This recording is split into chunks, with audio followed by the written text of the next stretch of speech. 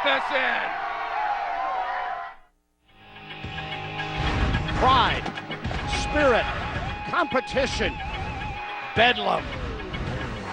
Today, 15th BCS-ranked Oklahoma tackles intrastate rival Oklahoma State for their annual tradition of high-intensity football, the Bedlam Series. And with the Texas Longhorns loss on Friday, the Sooners are playing for more than bragging rights. The Big 12 South title is on the line, while the Cowboys have their sights on postseason bowling. When these two conference arch rivals go face-to-face, anything can happen. The fight for Oklahoma and the Big 12 South title on the line. It will be Bedlam in Stillwater this afternoon.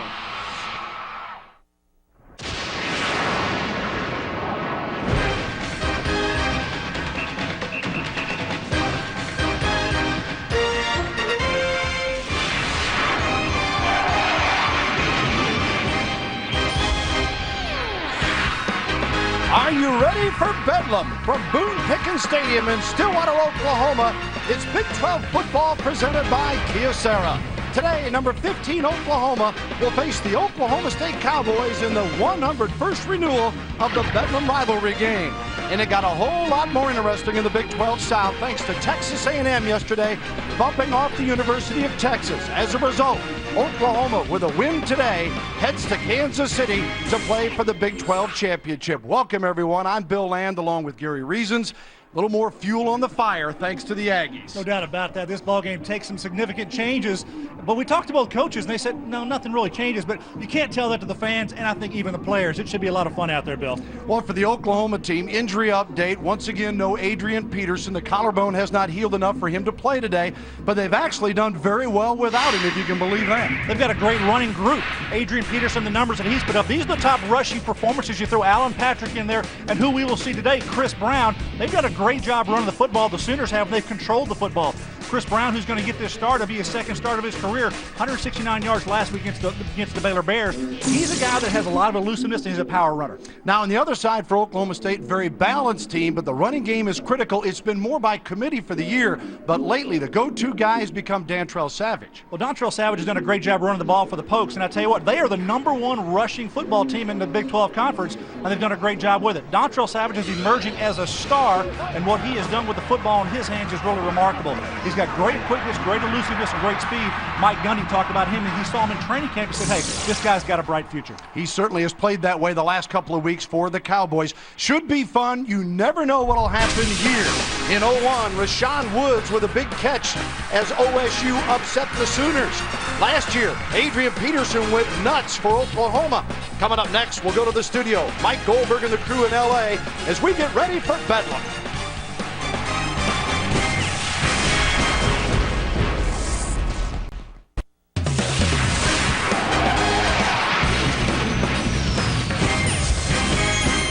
Welcome, Kyocera's College Football Saturday, the 101st running of Bedlam football here in Oklahoma.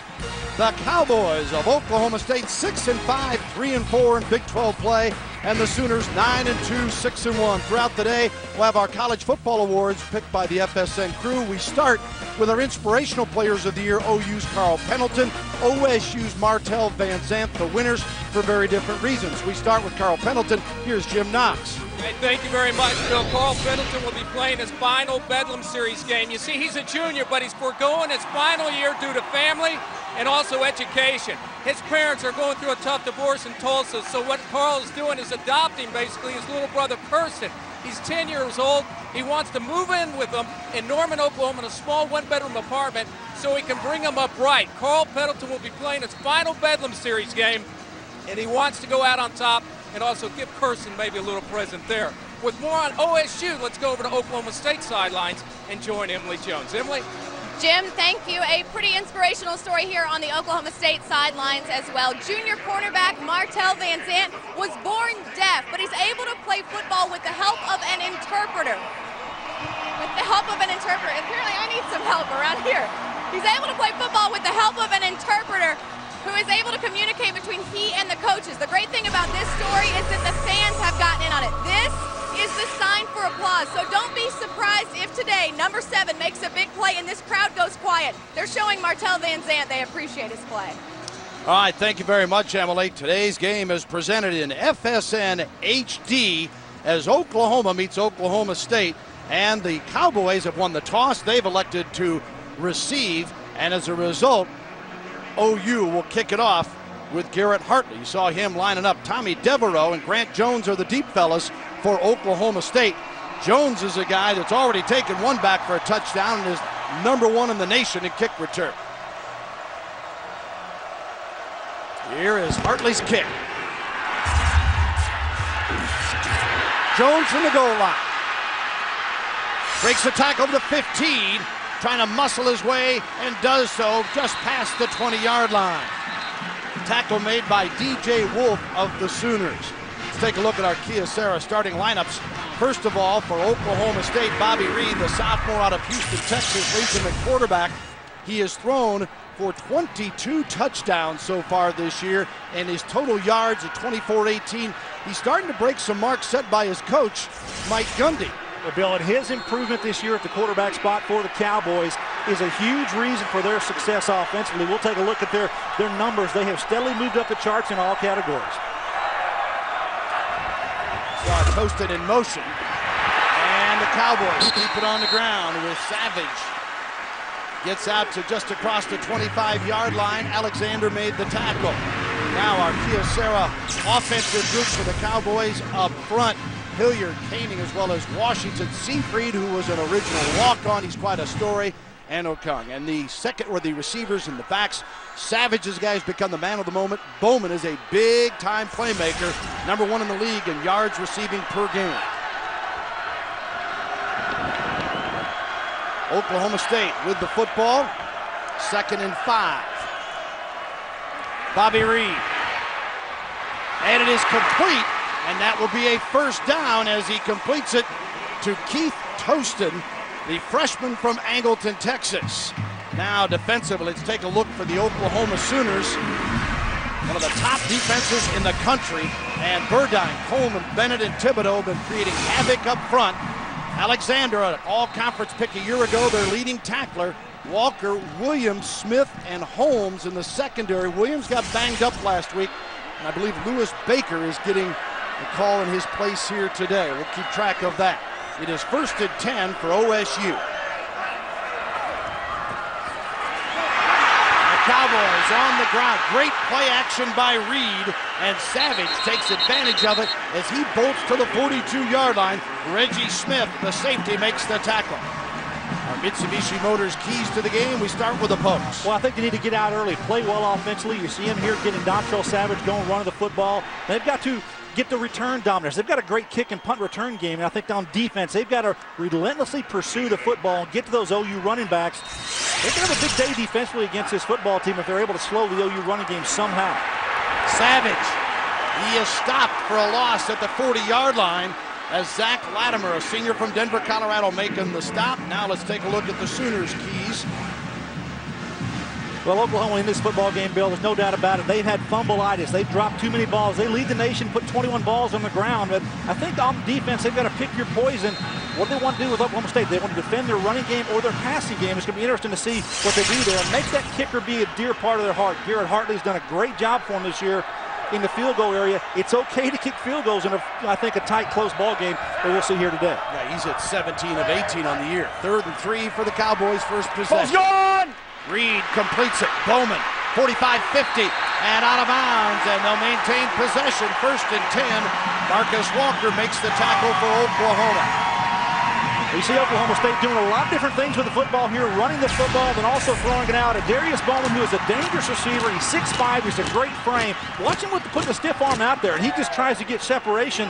No chance for Marcus Walker to get to his body to make a tackle. Darius Bowman is a big play weapon in this Oklahoma State offense. Now look at those numbers. He picks up 12 yards here on the 1st and 10 for OSU in Oklahoma territory. And it's complete across the middle this time to Woods.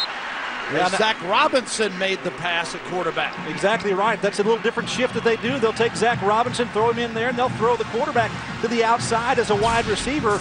Zach Robinson's got a good command of the football. They like his passing ability, throwing it inside on the route there. So very good job at Latimer making the tackle on DeJuan Woods. Robinson's a redshirt freshman out of Littleton, Colorado, and he completes his 18th pass of the year. He's thrown for over 200 yards now, and the Cowboys making it easy so far. It's 2nd and 2, OSU. Bowman, the man in motion. You'll see a lot of that today. Savage looking for a hole. And he's across the 40 down to the 38-yard line. Now, some mention Barry Sanders when they talk about this guy. He was banged up early. Mike Gundy prefers to say more of a Vernon Morency type, and I think type is what we need to recall. Well, either way, you look at this running back, and he's got great ability. His ability to move, shift from right to left and make people miss. He's got quick feet, great acceleration out of the break. That's what makes Dontrell Savage special. You saw a play earlier in the ball game where he took it right off the right guard and went up the hole for about 8 yards. And he just decided to take that in there. That's the kind of big play capability that he has. And, you know, we talked with Mike Gundy in this football about this football game, Bill, and whether or not the focus from them changes because of what actually happening with Texas losing the ball game yesterday. And he told us that really it's probably just the same thing. Preparation doesn't change. I think, and I agree to a point both coaches said, how do you get more excited for this game? You know, this is Bedlam football. These schools are certainly the dominant story in the state of Oklahoma. The only Major League professional franchise is the NBA Hornets that are on lease. And yeah, for sure, this game is everything. It is the biggest event in the state every year. You saw they got the first down on the measurement, 1st and 10 for Oklahoma State at the 38-yard line of Oklahoma on the opening possession for the Cowboys. Reed back in, hands off to Savage, and Savage tripped up near the 37-yard line, and Rufus Alexander making the tackle. How about today's game? Well, we had a chance to visit with head coach Mike Gundy and the effect in getting ready for such a big contest. Two teams compete, and if we're going to prepare and go out on Saturday and play as hard as we can, and another team wins a game before us, I don't see how that really factor into preparation, which it shouldn't, and then how you play on the game day. 2nd and 9 as Reed keeps the football, and he is stopped on the OSU sideline near the 38-yard line where Granger makes the tackle. Reed doing as he's instructed there, though, right, Gary? Well, he says he wants to have Bobby Reed play within the style of the offense, and what that means is not making mistakes. He says if the receivers are covered, go ahead and pull down and run it as they bring Zach Robinson back into the football game and they take Bobby Reed out. So looks like Mike Gundy has decided to use Zach Robinson perhaps in a passing role here early in this ball game. 10th play of the drive for Oklahoma State, a team second in the league in scoring at 36 plus a game. Robinson back in at quarterback, and he completes it to Woods. Breaks a tackle, dives near the 20-yard line. He stepped out of bounds just before as Jason Carter makes the tackle for Oklahoma. Well, Oklahoma, they need to get to the quarterback, not doing it on this play because Zach Robinson has plenty of time to throw the football back there and not even tight coverage at all on DeJuan Woods on the outside. You take a look at Zach Robinson, he's got protection here. He's going to look to the right side of the field, then come back to the left side, and he's going to get the ball out to DeJuan Woods. So they've got soft coverage. You see the corner blitz there coming. Not in time to stop the throw to get out to DeJuan Woods. And the Cowboys, 1st and 10. Oklahoma hadn't touched the football yet. And this is an Oklahoma defense that is best in the league, allowing just 265 yards a game. Reed got a man and caught at the 5-yard line as Marcus Walker was covering on the play. Had to see if that ball was trapped or not, and that's a gain of 15 yards. Well, Darius Bowman doing a good job of catching the football early in this ball game. They want to get the ball to him. He's a playmaker for him. We talked to Mike Gundy about how are they going to defend him? How do teams defend a Darius Bowman? They say they do it different ways. If they can get matchups where it's one-on-one, they feel like they can get the ball to a Darius. 1st and goal at the 5 after Bowman's reception sets him up. Savage punches it in. Touchdown, Oklahoma State.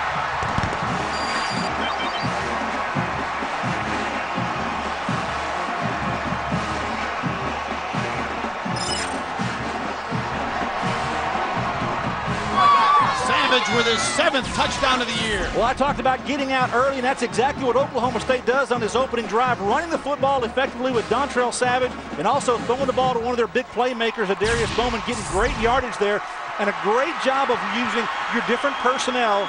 Zach Robinson coming in, playing a little quarterback along with Bobby Reed here for the Cowboys. Jason Ricks for the point after. He's a sophomore from Round Rock, Texas, just outside Austin, where you know they're all watching today. And his kick is good. Oklahoma State, impressive indeed. Savage caps off a 79-yard touchdown drive to open the football game. We'll be right back in Stillwater.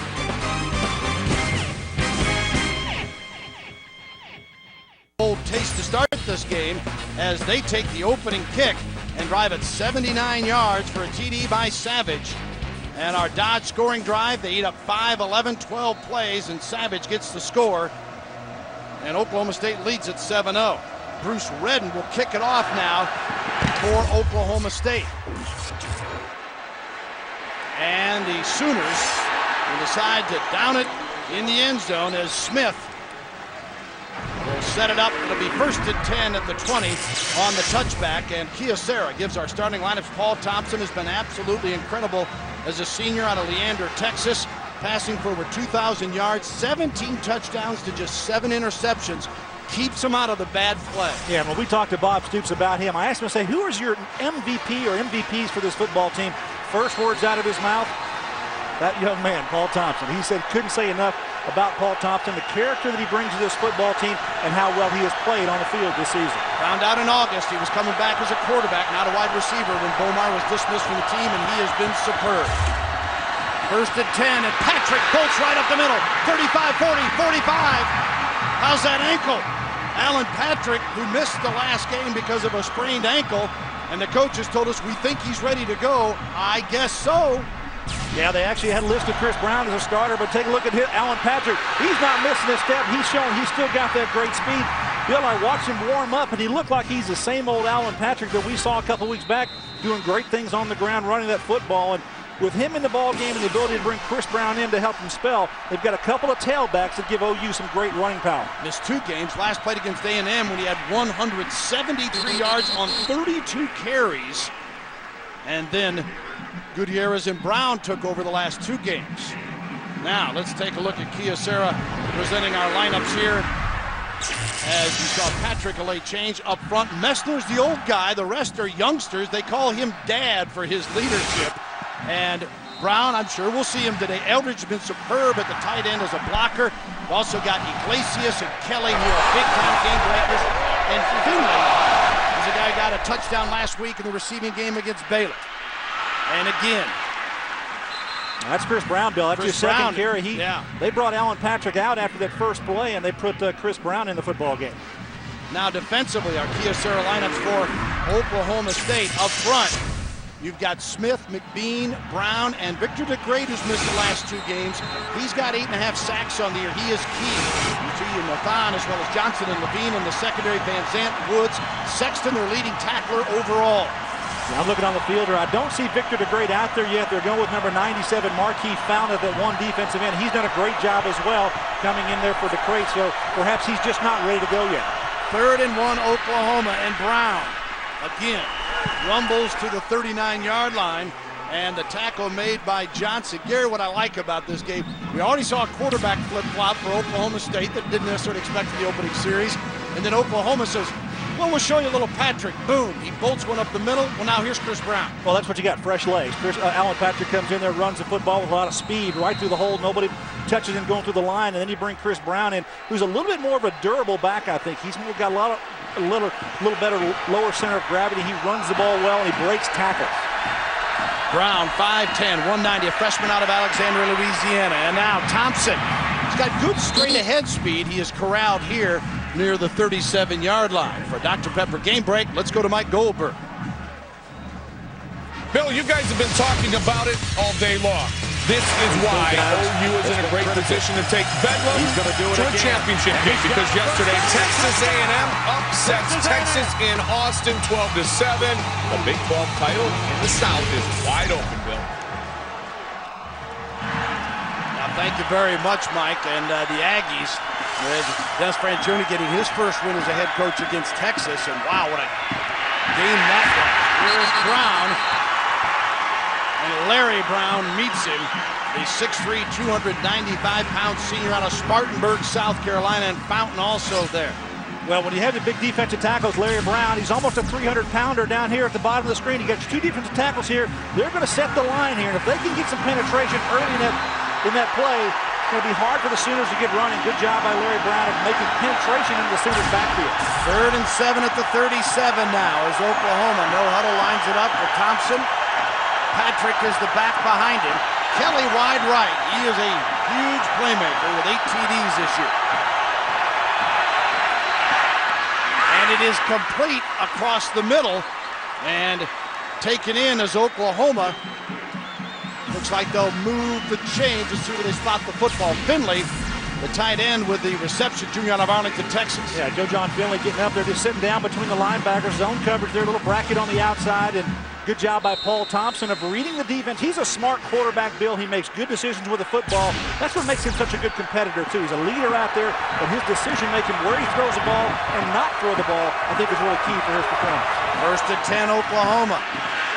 Patrick met after a yard or two. He's tackled by Martell Van Zant. Let's send it down to Jim Knox. All right, thank you, Bill. Talked to Alan Patrick before the game, and you can tell, as Gary said, he was cut and he was ready to go. He was pumped up, fired up, and keep in mind, he's healthy right now, he says, and he's also had a couple weeks off, so he should be fresh, and he definitely looks like he is ready, guys. Both these teams look ready offensively as Oklahoma State took it the length of the field on the opening drive. Oklahoma trying to pay him back here in Bedlam, trailing 7-0, but a 2nd down and 7. And again, Patrick rolls down near the 20-yard line. Patrick Levine, a freshman out of Jersey Village High School down in the Houston area, makes the stop. There's Patrick's numbers. All this without Adrian Peterson. Well, the Sooners, they've done a great job of running the football by committee. Talked about the big runs for this football team early on for this season with Adrian Peterson, Alan Patrick, and also Chris Brown. The 3 of them up over 100 yards in several ball games this year. So they've got plenty of weapons back there to run the football for the Sooners. Peterson had 935 yards when he exited, still 2nd overall in the Big 12. Thompson got all day and completes it to Finley. He's got a 1st down before he's popped out of bounds near the 13, and Van Zant there covering him. Well, if you ever want to look at a quarterback and see what his decision-making ability is, this is Paul Thompson at his best on this play.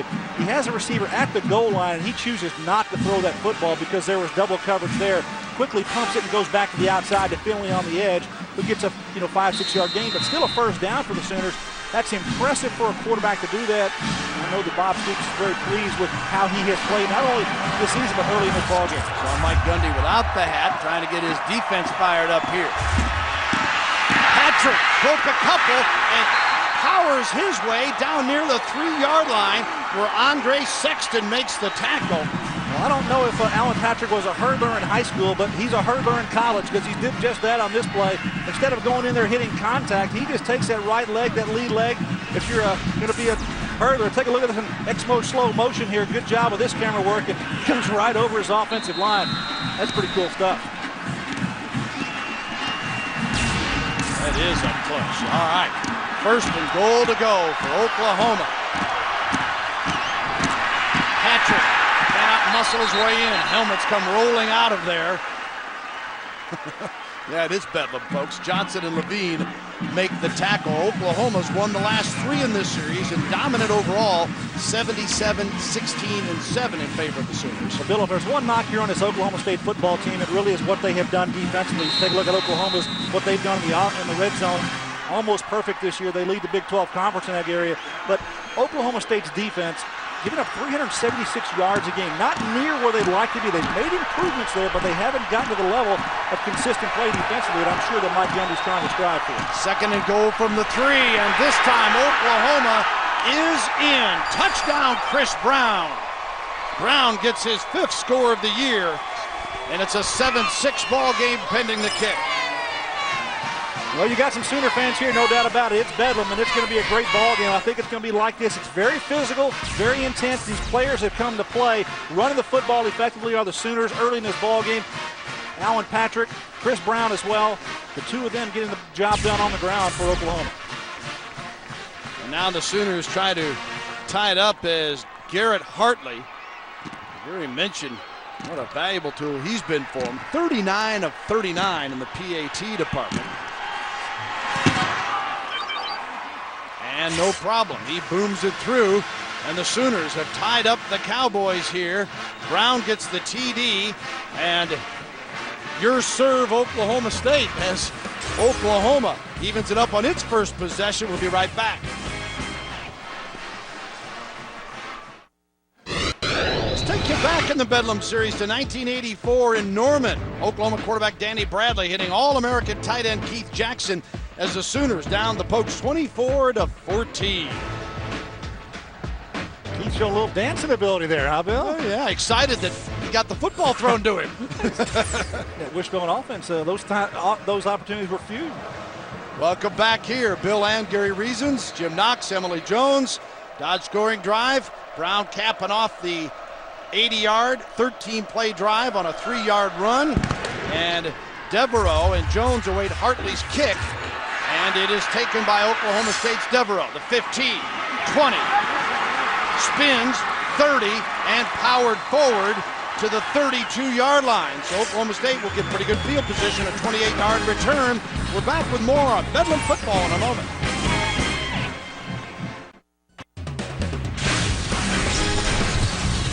Welcome back to Sarah's College Football Saturday from Stillwater, Oklahoma. Big 12 finale.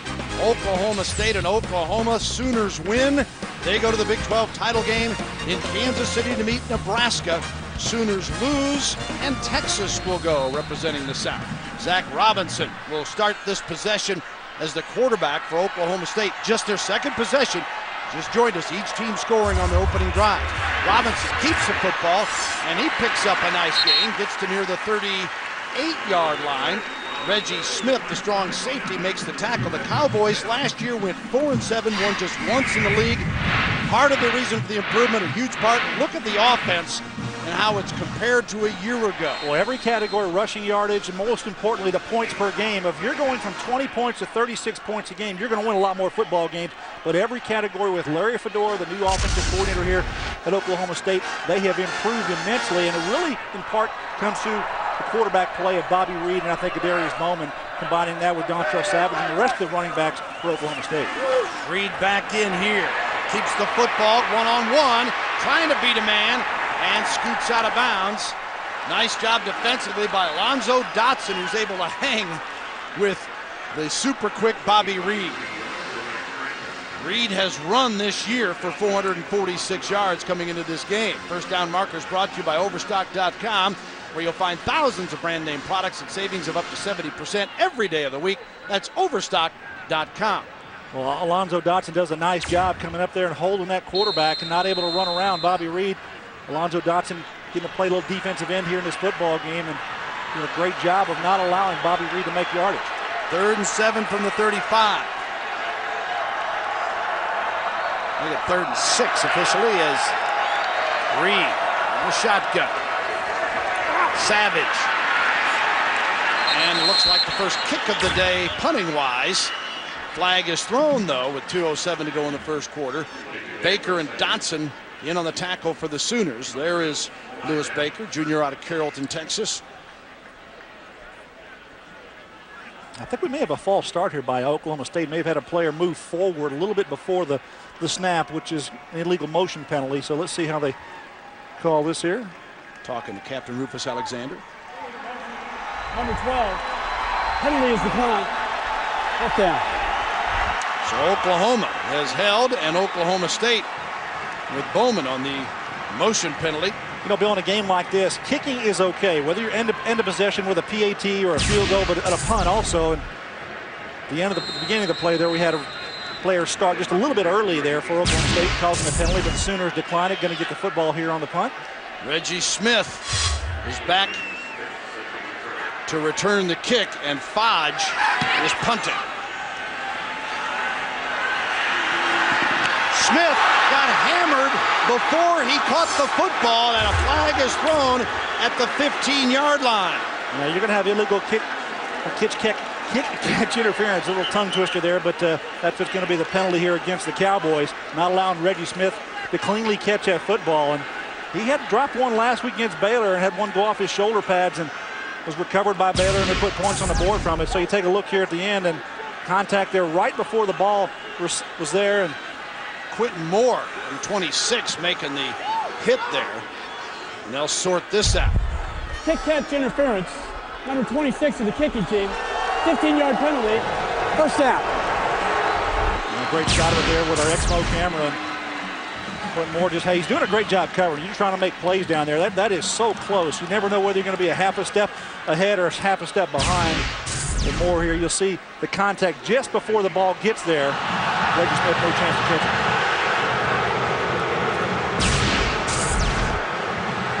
So Oklahoma gets second possession here in the final minutes of the first quarter, and they'll get it on their own 31-yard line. You figure these teams, special teams, are going to figure in some way. Certainly hoping there's a penalty-wise for either club, though. And here's Alan Patrick to the 31-yard line, and is stopped there by Johnson. For Dr. Pepper game break, let's go to Mike Goldberg. Bill, number 4, Florida still thinking that they have a chance to make it into the BCS title game to play Ohio State. But first things first, they got to get FSU out of the way. Their arch rivals have tied it at 14 early in the fourth quarter. Can you say rivalry? That is the fun time of year as we close out the regular season. All these matchups right here at Danley and Bedlam. 7-7, second possession Sooners and second down, and running the football is Alan Patrick. He rips out to near the 37-yard line where Andre Sexton makes the tackle for Oklahoma State. Well, Alan Patrick gets about 3 or 4 yards and actually runs into one of his offensive linemen. If he had missed him, he would have scooted right down the field without anybody slowing him up. But good job of blocking up front, open a hole up for Alan Patrick running the football. But key third down here now for Oklahoma with good field position. You'd like to convert these to continue this drive. Oklahoma 9-2. They have certainly been on a roll, the hottest team in the league, having won 6 straight after a 3-2 start. They're facing a 3rd and 4 here. Thompson delivers, incomplete. Van Zandt breaks up the play, and a flag is thrown. I think Martell Van Zandt got there just a little bit early. He read the play here. It's going to be a quick little in route. Manuel Johnson, the intended receiver. Yeah, Van Zandt contact there before the ball got there, so it's going to be a pass interference penalty here on Martell. Pass interference. Number 7 of the defense. Spot foul. First down. Well, Martell's going to be on the outside and watch him close there on it. He gets contact there before the ball gets there. Manuel Johnson back in the football game here. Didn't play last week, but back in the game here for the Sooners this week. 5'11", 177. He's out of Gilmer, Texas.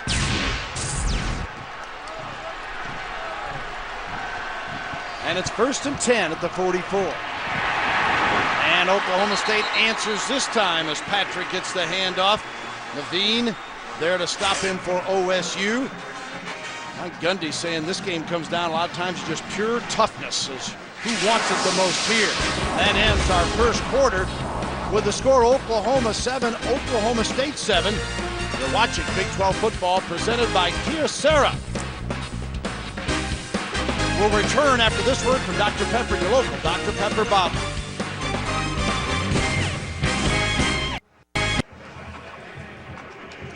Welcome back. Oklahoma and Oklahoma State knotted at 7 as we enter the second quarter. FSN with Big 12 awards being handed out today, and our newcomer of the year from FSN. Hard to argue with Darius Bowman in the year he's had here after transferring from North Carolina. Well, had a 300-yard passing game against Kansas earlier this year, and he's had 11 touchdowns on the season, Bill. He is a big weapon out there. He's a big receiver. He's a go-to guy here for the Cowboys, and very deserved, I think, of that award for newcomer of the year. He had an unbelievable game against Kansas. 13 receptions, 300 yards, and 4 touchdowns. And Mike Gundy said that's when the rest of the country may have learned about him. But he was a big playmaker consistently well before that game.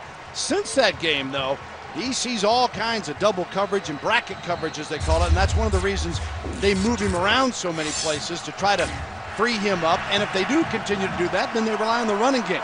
Right now, it's OU football, though. It's 2nd down and 9 for the Sooners.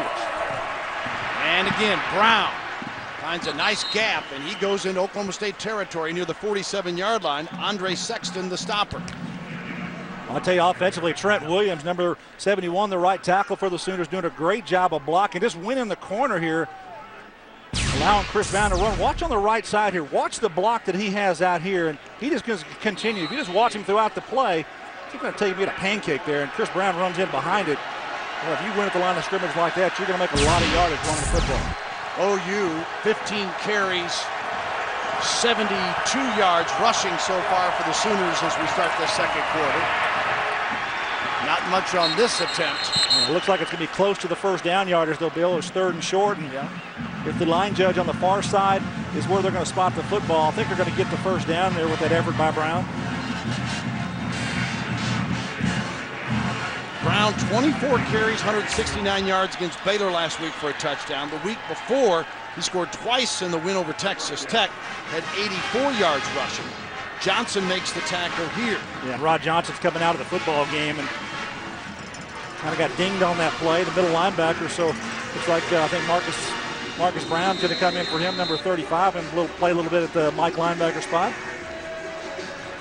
Sophomore from Georgia replaces him as Oklahoma facing the 1st and 10 now. Cowboy 45, Thompson, play action.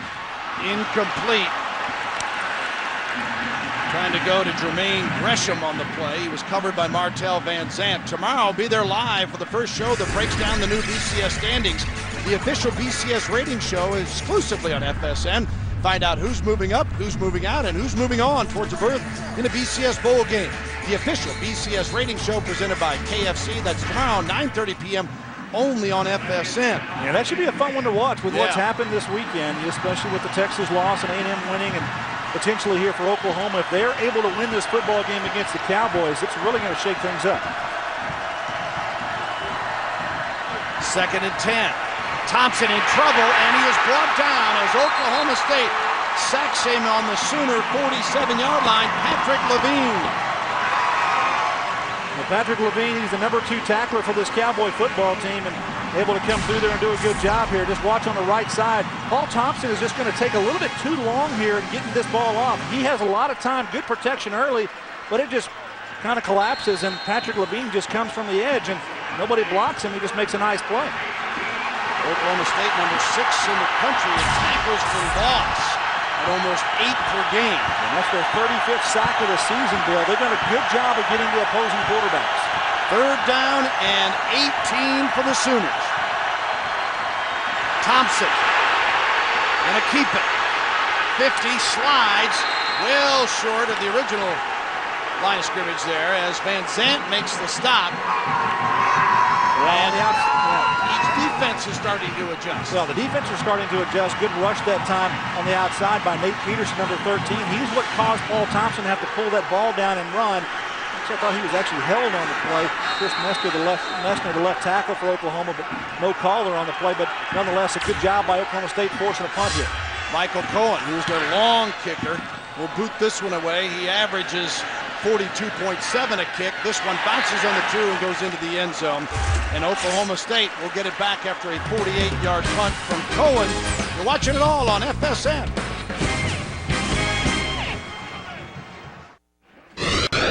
Six years ago here in Stillwater, the number 1 Sooners were leading the Cowboys by 12 when Tatum Bell unleashed this 60-yard run. Late in the game, the Cowboys tried to take the lead. But on a 4th and 12, Aso Pogai's pass attempt to Marcellus Rivers batted away by Derek Strait, and the Sooners win again 12-7. Tatum Bell is here today, and he's with our Emily Jones. He is, thanks to a Thanksgiving Day game. Tatum Bell is here, former OSU running back. Tatum, how does it feel to be home? What do you think about this OSU program? It's on the rise, definitely. New facilities. Boone Pickens did a lot to help everything out, and the football team starting to get better, better and better recruits, and hopefully we can grow into being, turn to a dominant, program with us. How are things going in Denver? I know you've been out of the lineup for a few weeks. You're going to be back against Seattle on Sunday? Yeah, I was able to go Thanksgiving. Coach just felt, it was best for me to sit out one more week, and so I'd be 100% instead of 80, 90%. Most definitely I'll be back in Seattle. Coming back here to Stillwater, what do you think about the facilities upgrades, what they're doing, and what kind of program this is going to be recruiting-wise? Oh yeah, it's going to be a huge lift for the recruiting. I'm shocked, you know, just to see everything. My first time in the stadium since it's been remodeled, and you know, I definitely, you know, continue to help recruit or do the best I can to try to get athletes here too. So. Now I got to ask you, a lot of Denver Broncos fans probably wonder, is anybody different going to be handing you the football on Sunday? I'm not entertaining nothing about those quarterbacks. I'm not getting an outlet. I had to ask. I'm not going to go there. Okay. All right, guys. Tatum Bell on the sidelines for Bedlam. His Oklahoma State Cowboys tied up at 7 right now with the Sooners. All right, thank you, Emily. Thanks to Tatum Bell as Reed rolls out to pass, and it is incomplete, intended for Bowman. Reggie Smith covering on the play. And let's check in with Mike Goldberg in a Dr. Pepper game break. It is official in Morgantown, Bill. Number 7, West Virginia, upset by South Florida. Steve Slayton held to 43 yards. Pat White to just 17 yards rushing. The Bulls beat the Mountaineers. And number 4, Florida has regained the lead. Chris Leak to Dallas Baker, fourth quarter. Gators 21-14 over the Noles. Thank you very much. Surprise to some. Had the opportunity, though, to watch that South Florida bunch with Coach Levitt. They're a very talented bunch, and boy, has he done a nice job in building that program. 3rd and 11 coming up for Oklahoma State here. Reed keeps the football, and he's crunched pretty good near the 26-yard line. Larry Burdine unloading, the senior out of Lawton, Oklahoma. Yeah, choosing to go with the down-the-line option here on 3rd and long, 3rd and 11 with Bobby Reed coming around the edge, and he pays for it. Larry Burdine not getting a sack, but getting a firm tackle on him after a gain of about 5 yards. So Matt Foch, who's one of the best punters this year in the Big 12, have a chance to perhaps flip the field for Mike Gundy. Hodge at 46.1, his longest is a 72-yarder. Sophomore from Garland, Texas, in the Dallas area. Reggie Smith deep on his own 30. He booms it. Fair catch. Smith takes care of business at the 32-plus. 42-yard punt for Oklahoma State's Fodge. 7-7 in Stillwater. College Football Saturday on FSN is presented by Kyocera Wireless. Take your texting to the next level with the new Kyocera Strobe. Kyocera Wireless reminds you to dial responsibly. Brought to you in part by Dr. Pepper. 23 flavors that add up to one bold taste. Dr. Pepper, there's more to it. And by Overstock.com. Search, shop, and save up to 70% at Overstock.com. Cowboys and Oklahoma tied at 7 after Texas got bumped off yesterday. We had a chance to ask Bob Stoops about what it means. Well, it makes no difference in that now all of a sudden you play harder. You play as hard as you can. We have had a great way in the way we've prepared, the way we've gone about our business in every single game, and that doesn't change. Sure, there's a lot on the line for us, but again, that doesn't change our focus and what we need to do. Yeah, and the focus is really what's going on the field and in between these players. And, you know, Bill, this is so much an in-state or intra-state ball game, and some of these players are key in it. You take Nate Peterson for Oklahoma, and you take a guy like Reggie Smith from Oklahoma State. Nate Peterson, Oklahoma's Reggie Smith. Those two guys are from big programs here in-state, and they're playing on different football teams. But they're the kind of guys that really have grown up with this rivalry, and it means more to those kind of guys, I think, than anybody who's on that football field. Yeah, guys from big-time high school programs that are going head-to-head against each other here, and this game is huge. Thompson on the pass looking for Kelly, and out of bounds near the 35-yard line. Van Zant was covering well on Malcolm Kelly. Kelly with 839 yards receiving, OU's best, 16.5 per grab, and held in check so far today, a sophomore out of Longview, Texas. Don't forget the trio coming up at halftime and sort things out on this great day of college football action. Oklahoma going with a no huddle here on 3rd down. Thompson's got Patrick beside him. Looks to the sideline and checking off here. They're trying to read the defense. Looks like two deep zone coverage here for Oklahoma State. And see what Bobby Reed checks to. 3 receivers to Thompson's left. Johnson on the reception. Got the first down as he fought to the 45-yard line. And Quentin Moore makes the tackle. And Quentin Moore was on the outside. Emmanuel Johnson steps up and goes right inside of him. When you have zone coverage, you're going to cover a spot, and that's what Quentin Moore does. He's a little bit to the outside, and what Manuel Johnson does, he takes a little bit of an inside track so that he's able to receive this football from the quarterback, Paul Thompson. Good job of getting the ball out there and just enough for a first down. Thompson, 3 of 5 for 28 yards so far. 1st and 10 at the 45 of Oklahoma. 5-ball game. Thompson play action. Now rolls out. Kelly. Nice timing. Grabs it. Steps out of bounds. Kelly, known as great hands, and he learned it as a kid from his father, said, don't cradle that ball. Catch it out in front of you. Well, watch what he does with his fingers here, Bill. He just throws puts his thumbs together and puts both fingers up, and watch that concentration, eyes on it, catches that football nice and easily, and he's a great target. 6'4", 220-pounder out there. You're a quarterback, and you got something like that to throw to. You're counting your blessings. Father Moses told him at a young age, don't let that thing hit your pad. Don't let it come into your chest. Use those fingers, and boy, he has got excellent hands. 1st and 10 for Oklahoma at the 43-yard line of Oklahoma State. Brown, the ball carrier, and OSU is there. Levine, nice through to make the tackle. Other Big 12 action today. This is big for Oklahoma State fans. Missouri, a final, has beaten Kansas 42-17. Thus, KU drops to 6-6 overall. And if you get 7 wins, which Oklahoma State would get with a victory here today, you are guaranteed a bowl berth. There are 9 teams that are bowl eligible in the Big 12, but only 8 bids guaranteed, and thus could be a tiebreaker for OSU today. Well, Oklahoma State would definitely like to win that opportunity, get to that 7th win, but if they were to lose, then they'd fall into the mix there with Kansas, so there'd be some decisions to make. Brown on the draw, and he slips down near the 39. And there is talk, and OSU will have an excellent chance at advancing regardless, as Fountain made the tackle there, because they travel well, is the bowl talk, Gary. And their Alamo Bowl people are here, and they're one of the groups that are interested that even with a 6-6, they might take them over someone else. Yeah, this is some of the reasons why. With Big 12 team, 12 has 9 teams with 6+ wins, so that 7th win could be key as far as definitely getting to a bowl. Oklahoma State, Alamo maybe versus Iowa. Iowa's already in the Alamo Bowl. Of course, Independence is a possibility as well. It's 3rd down and 7. Thompson, just off the fingertips of Johnson. Moore covering on the play. Johnson, who was knocked out of the game against Texas Tech 2 weeks ago, coming back, looking pretty sharp here today so far. This play just out of his reach. Yeah, it takes a long time to develop. You see him trying to hold the Cowboys out. The ball just a little bit overthrown here for Manuel Johnson, who gets a couple of fingertips on it. Good effort going up for the football, but just outside of his reach. More in coverage there for the Cowboys. And Oklahoma will kick it away.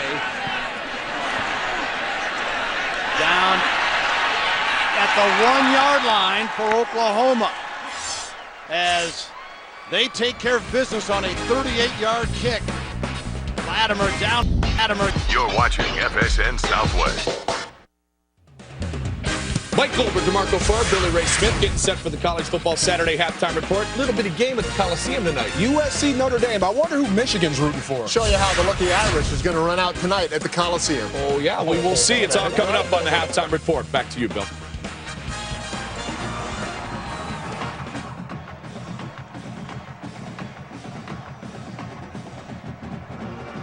All right, thanks, guys. As right here, Oklahoma and Oklahoma State tied at 7 each. As Bob Stoops and crew look on, and there again is that OU punting game, as that time Nall, the short punter, if you will, nailed it down to the 1-yard line. And now Oklahoma State, first 2 possessions, well, 1 for a score and then 1 for a punt. And now inside, actually about the half-yard line, Reed taking the snap in the end zone. Key thing here, Oklahoma, if they're going to get penetration on this Oklahoma State offensive line. Sooners got a safety last week. Reed just trying to get a little breathing room. Yeah, just a sneak out of the end zone. Yeah, when you've got your feet as a quarterback in the end zone, when you take that snap, it's not comfortable for you to be doing that. And Bobby Reed just trying to inch forward about a yard or so, as we got a player down for Oklahoma State.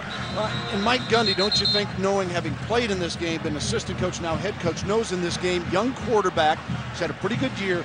It's not bad if you have to kick it out of your end zone and hope your defense can hold them. But don't get a momentum changer here where you do give up a safety or something like that. Yeah, and a critical injury here perhaps for Oklahoma State. David Washington, their starting center, who's down on the ground now. So that would bring in a freshman perhaps, Andrew Lewis, number 54. Here's their backup center. And I'd be surprised if they don't get on the sideline to get some snaps. Yeah, that center position is double critical because of the snapping and the ball handling and all of that business. Yeah, they're taking the snaps here on the sideline, getting him loose, so Andrew's going to have to go in there to man the troops, so to speak, as they take a look at David Washington on the field. Good sophomore who's done a pretty good job of anchoring that offensive line for the Cowboys this year. Cowboys at 6-5, coming off a loss to Texas Tech, 30-24. OSU has shown the ability to rebound this season, though, because in all of their Big 12 losses, they've answered with a win the next week. They lost one to K-State, 31-27. They bounced back to beat KU. They lost in overtime to A&M. They rebound with a win over Nebraska. And then, of course, they lose at Texas, and they come back and they just hammer Baylor the next week. Those three losses I just mentioned, Gary, were all decided on the final play of the game as well. So this team's not far away from being 9-2. You look what they've done in Big 12. It's loss, win, loss, win, loss, win, all the way down to the end to right here. If it holds the form, it's supposed to be a W. But still got plenty of football left to play here as they're helping David Washington off the field. Andrew Lewis coming into the ball game. Sophomore from Guthrie, Oklahoma. And we'll take a look at, see if we can spot exactly what happened. And just a big pile right here, and he's coming in there.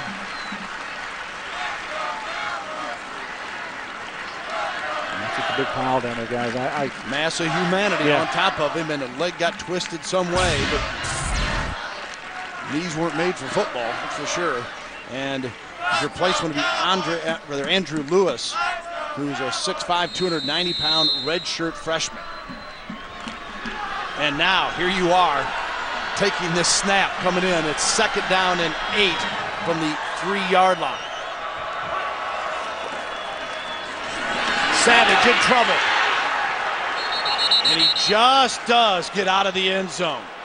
Almost like a back trying to dive in to score. He's diving to avoid giving up 2 points. Well, I think when you kind of go sideways, anytime you're coming out of your end zone, that's dangerous. And you've got playmakers for Oklahoma coming across the line of scrimmage into the backfield.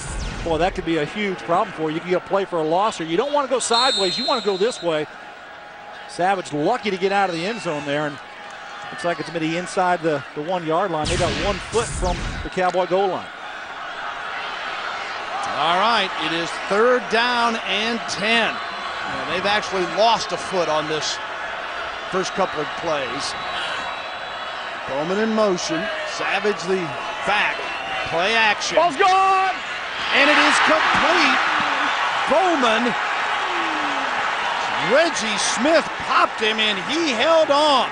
I think that he actually knocked that ball loose, Bill. I think it's going to be an incomplete pass here. Reggie Smith came up with a huge play from his free safety spot. Watch number 3 come into the picture here and go right up on that receiver. Darius Bowman does not control the football, and a head-to-head contact there. Hopefully Darius is fine, and he is. He gets up off the ground. Take a look at it here in super slow motion with X mode. Yeah, actually looks like he did lose possession instant before the hit. To never really have possession, I should say. Smith is the deep man. Fodge at the construction site for the punt. Smith from the 48. Flag thrown. He is stopped at the 40-yard line of Oklahoma State. Flag on the play, a 48-yard punt by Matt Fodge. And Moore making the tackle, Quinton Moore for Oklahoma State.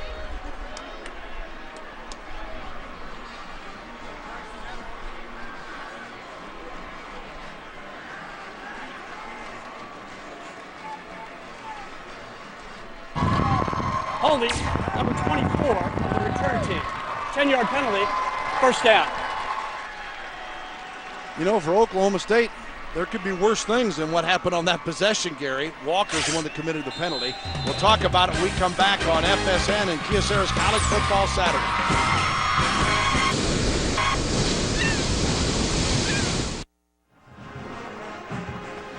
(7-7) Oklahoma State and Oklahoma. Second quarter action in Stillwater, home of the Cowboys.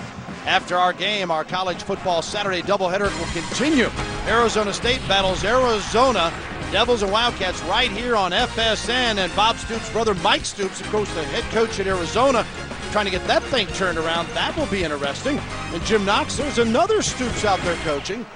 Yes, exactly right, Bill. His name is Ron. He's the brother of Bob Stoops, and he's in the state playoffs at Youngstown Cardinal Moody. They won their state playoff game last night. Last week it was the trifecta. Bob won, Mike Stoops' team won, of course, over at Arizona, and then Ron's team won. Well, this week they're looking for the trifecta again. They won last night. The state playoffs, they continue. Of course, Bob Stoops hopes to continue today. And then right after this game, Mike Stoops with Arizona would like to pull off the trifecta. You'll have to only wait and see right here on FSN, guys. All right, thanks, Jim. Well, I know the Stoops mama is happy about all that. Getting the updates. Thank you, Jim. Tell you what, talk about emotions within the family. Well, how'd we all do today? You know, there's phone lines burning up. It is 2nd down and 7 at the 50-yard line right now for Oklahoma. And Patrick, he zips down to the 42-yard line where Roderick Johnson makes the tackle. You might recall that Washington got hurt earlier for OSU on that offensive series. Here's Emily Jones with more. Well, guys, the Oklahoma State trainers had him down on the table, working on his left knee. He got up off the table and put on his helmet, so look for David Washington to return on the next Cowboys offensive series. All right, let's hope that's the case. Good news. Great if he can do it. Don't want anybody to get hurt, but especially on a Bedlam Saturday when you're an Oklahoma kid. 1st and 10 as he tests it there. Oklahoma trying to see if they can take leadership of this game. Brown, huge hole. 30, 25, and tripped up or he was to the house. Well, kind of a misdirection here in the backfield. Paul Thompson looks like he's going to pitch it out to his right side, but he comes back to the opposite side to Chris Brown. He's at the tailback spot, and good blocking up front there. Trent Williams, look at the counter step there. Then he comes right back this way with him. Gets in the hole. Watch number 71 lead through there. That's Trent Williams. Going to help Chris Brown get on down the field. And when you got a big guy who can knock people to the ground like that, you're going to make a lot of yardage. 16 yards that time. He's 10 carries, 47 yards. Alan Patrick here, he's 11 for 64. So they're splitting it up to take over for Peterson today. And a 1st and 10 for Oklahoma. And Brown gets through a one tackler. Gets down to the 23. Marquez Fountain, junior out of Missouri City, Texas, Houston area, makes the stop. Well, same play, opposite side. And trying to run it inside that time instead of off the tackle. Oklahoma doing a good job, as you talked about here, Bill, running the football, controlling it, controlling the clock, and got great field position here. They definitely want to take care of the football here. Remember, fumbleitis is one of the keys. Well, they've had fumbleitis all year. They don't want to put the ball on the ground here for these Cowboys. There's the rushing story here today. Oklahoma leading the way. 2nd down and 9. And again, it is Patrick with Johnson making the tackle. And here they're running into the sun because here you tell your backs go east-west. This field is one of the few in the country that is lined up east-west. You don't go north-south here if you want to score touchdowns. That sun can come into play, though, particularly in the passing situation. Yeah, we saw Rod Johnson coming out of the ballgame again. He's injured. It looks like he's coming out gingerly. So Marcus Brown back in there for Oklahoma State, the middle linebacker spot. 3rd down and 6. Ball at the 21-yard line of Oklahoma State. Tie game.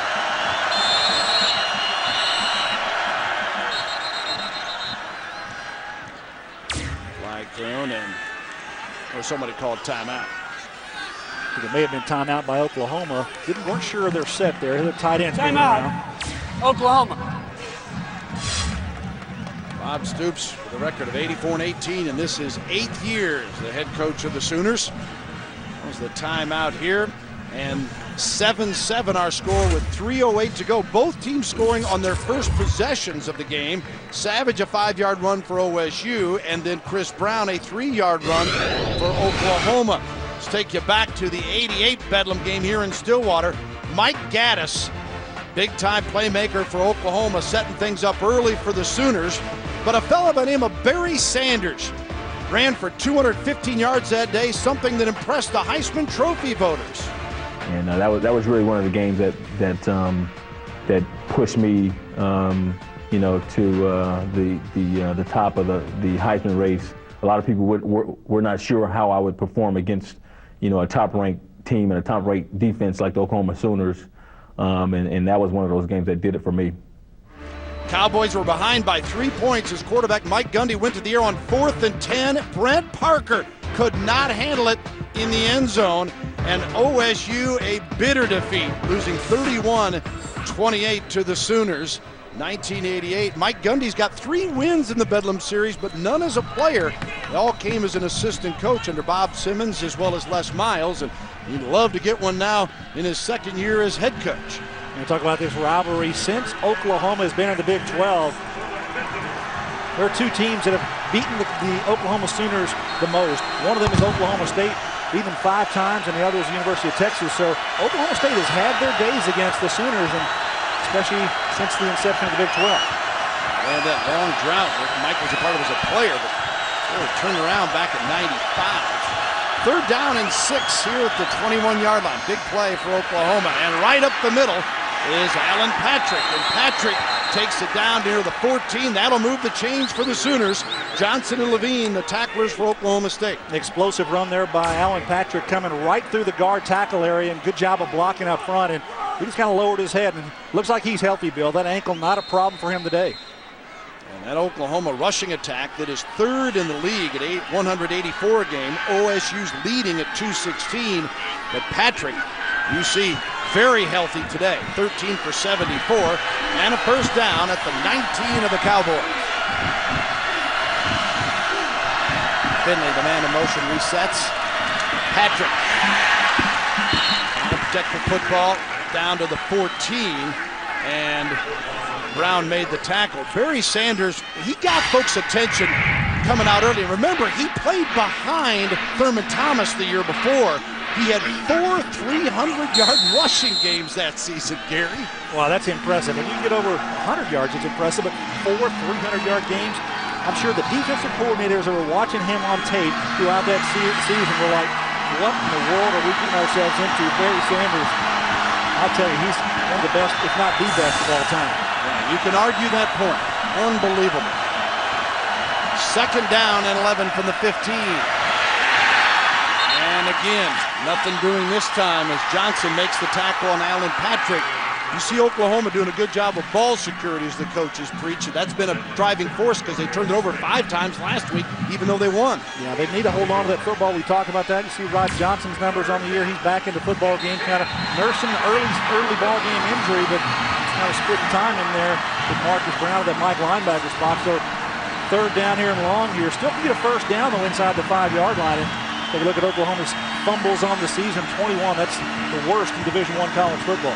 Bob Stoops said the only thing he could think is, because they emphasize it so much, is telling his young players they all want to do so well to make the big play. Sometimes you have to know when to sacrifice a little bit of that extra effort and reaching to just make sure that you guarantee that you keep possession of the football. Kelly had an example last week when he had over a 50-yard possession and ended up fumbling it away as he was trying to get in the end zone. And here we are with a timeout, and it's 7-7. And another thing about this Oklahoma team, no one thought when Red Bomar was dismissed from the team that Oklahoma would have a shot realistically at the Big 12 championship, which they do today, except for this man, Bob Stoops, when he said, hey, we move on. Paul Thompson's come back. Well, how's he done, Gary? Well, more importantly, you want to get better at the quarterback position than what Red Bomar did in the previous year, and they certainly have done that with Paul Thompson. 9-2 on the year, over 60% completions, and his touchdown interception ratio is pretty good. And Paul Thompson is more than anything, Bill, a leader on that football team, and his unselfish attitude of going to play quarterback for him has really been key for them this season. Bob Stoops said, if we don't win this year, it won't be because of our quarterback play. And Thompson talked about him and the presence that he has tried to have with this football team. I'm definitely one of probably more relaxed guys on the team. I'm not sure if the coaches, like that as much, because out on the field, I got, there's stuff going on, people yelling, and I'm just kind of chilled, relaxed, don't really let too much affect me. I think they like it very much. He is the calm in that storm, isn't he? He definitely is calm out there. He makes effective decisions and does a good job running the football when he decides to run, and also just kind of keeps everything just moving north and south, and that's what you want from your quarterback. He's gained 178 yards, scored twice on the ground. He's thrown for 17 TDs and just had 7 picked off. Big 3rd and 10 coming up here for the Sooners. Thompson. Touchdown Oklahoma as he hits Joaquin Iglesias. Iglesias, a sophomore from Killeen, Texas, on the TD reception. Well, they try to blitz the Sooners here on this play, Bill. Oklahoma State just gets there a little bit too late, and a great block in the backfield allowed Paul Thompson to throw it out to Joaquin Iglesias on the outside. Watch Chris Patrick here come across and make the late block. Just got a hand on him, not able to get Paul Thompson in the great athletic play there by Iglesias in the end zone. Nice little pump fake, and the ball gets out there nicely. Paul Thompson's got a good touch on the football. Iglesias, a 13-yard reception for the TD. Remember, he returned that kick for a touchdown last week after the safety down there in Waco against Baylor. Hartley for the point after, and off the...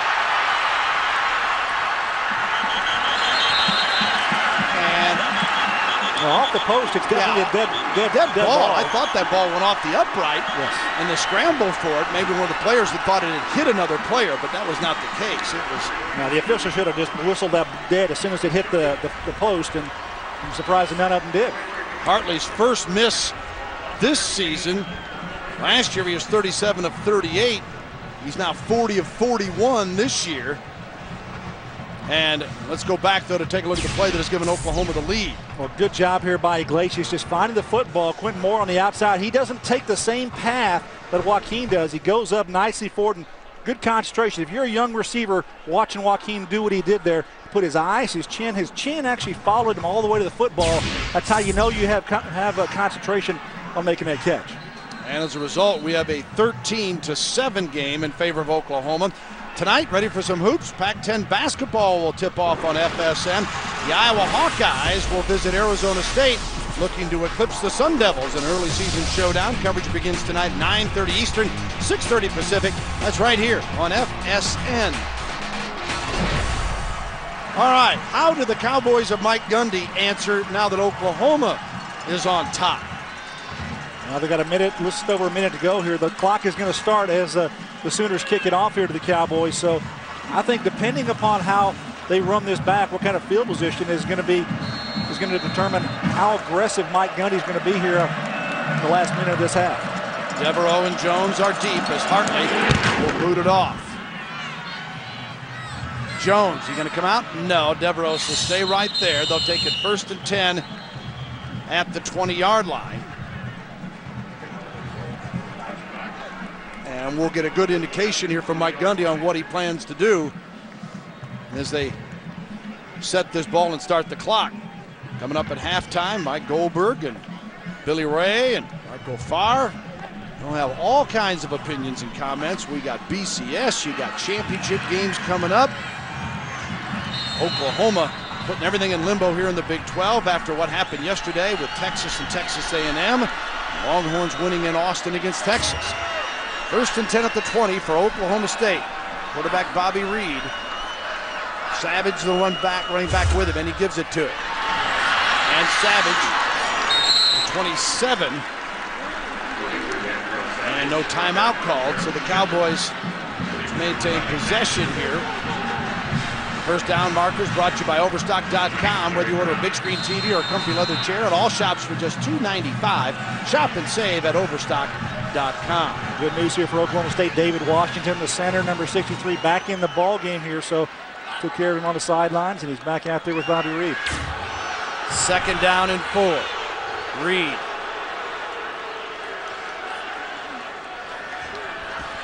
Ball's gone. And he completes it to Toaston. And he is stopped at the 28-yard line. Holmes and Alexander make the tackle, and that may be, and it will be, the final play of the first half. Mike Gundy saying, no need to get too tricky here, maybe turn it over, give them possible 2-touchdown lead. No, don't want to make a mistake, no doubt about that. And I think it's a pretty good half, Bill, for both football teams. You had a good opening drive for both teams, but Oklahoma with the late drive there to get the lead. And Bob Stoops standing by with our Jim Knox. All right, thank you, Bill. Coach, you got to be pleased. You said a key in this game, balance. You score on the running game, you score in the passing game. You're doing a nice job running the football. We are. I feel good about that. We're, throwing, running. We're picking up some third downs. Defensively, we settled in after the first drive and are playing well right now, too. Yeah, defense limiting Oklahoma State to less than 50 yards on the ground. You can't say enough about the D. Well, that's a big factor in this game. We've got to be able to stop their run game. Appreciate it, Coach. Thank you. All right. Thank you, Jim. Thanks to Coach Stoops. We'll hear from Mike Gundy later on. Halftime score, OSU on the short side. Let's join Mike Goldberg. We are in Stillwater, Oklahoma. It's the best.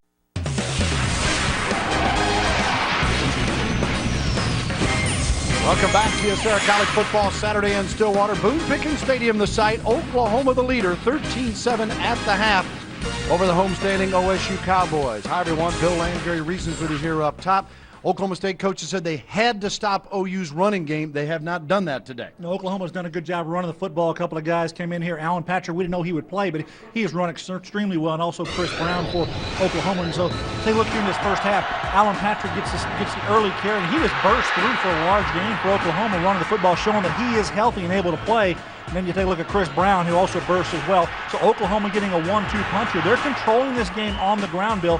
Not a big offensive explosion here for either team. We'll take a look at the Honda first half stats. And overall, the time of possession squarely in favor of OU. They've commanded the clock, and they've been able to run the football.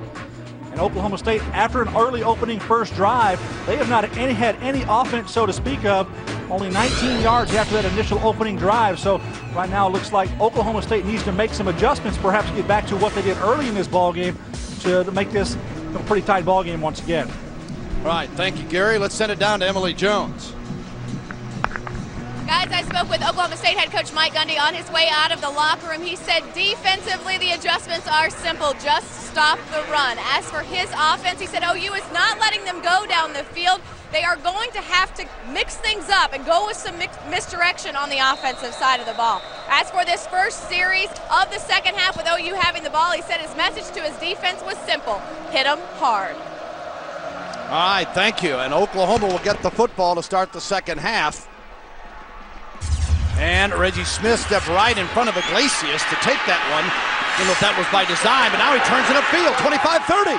And he is knocked out of bounds on the OU sideline as Grant Jones stopped the play after a 32-yard return for Oklahoma. Well, this is a game, Bill, that I think that field position is key. You see Reggie Smith taking it in front of Iglesias, and he gets around the edge here. He's got explosive kick return ability. He's a punt returner as well for the Sooners, and giving him good field position here to start up near the 35-yard line. So precious yards in the kick return game, and we haven't seen Oklahoma State really take advantage of their kick return game, which is one of the best in the country. And first half possessions here for Oklahoma. You see the early touchdown and then a couple of punts, and then again a nice closing drive, but that one missed extra point by Garrett Hardy that went off the upright leaves it at 13 points instead of the 14.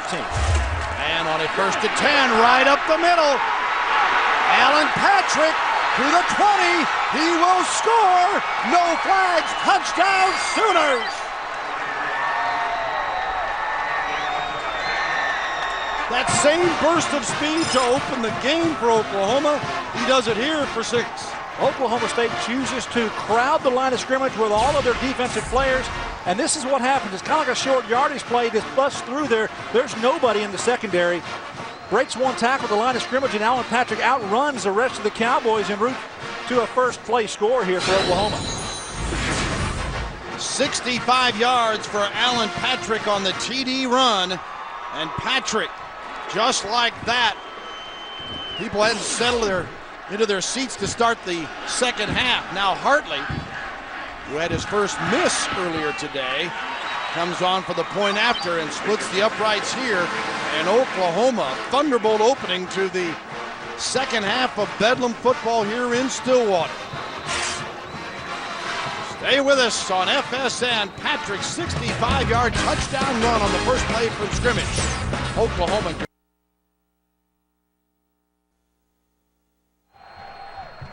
College Football Saturday on FSN is presented by Kyocera, the new value frontier.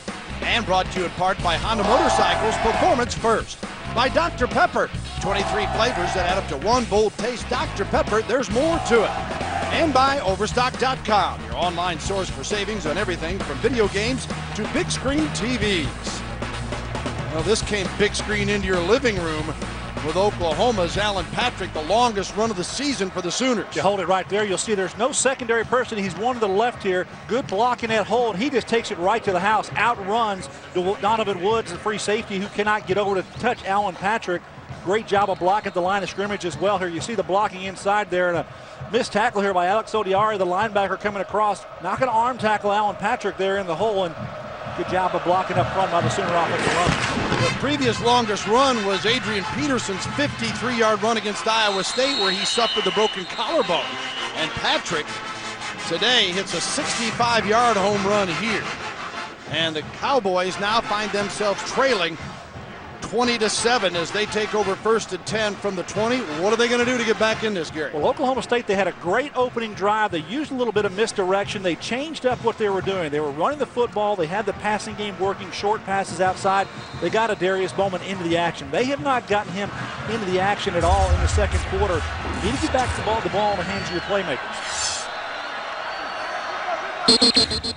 And flags thrown here before they get underway.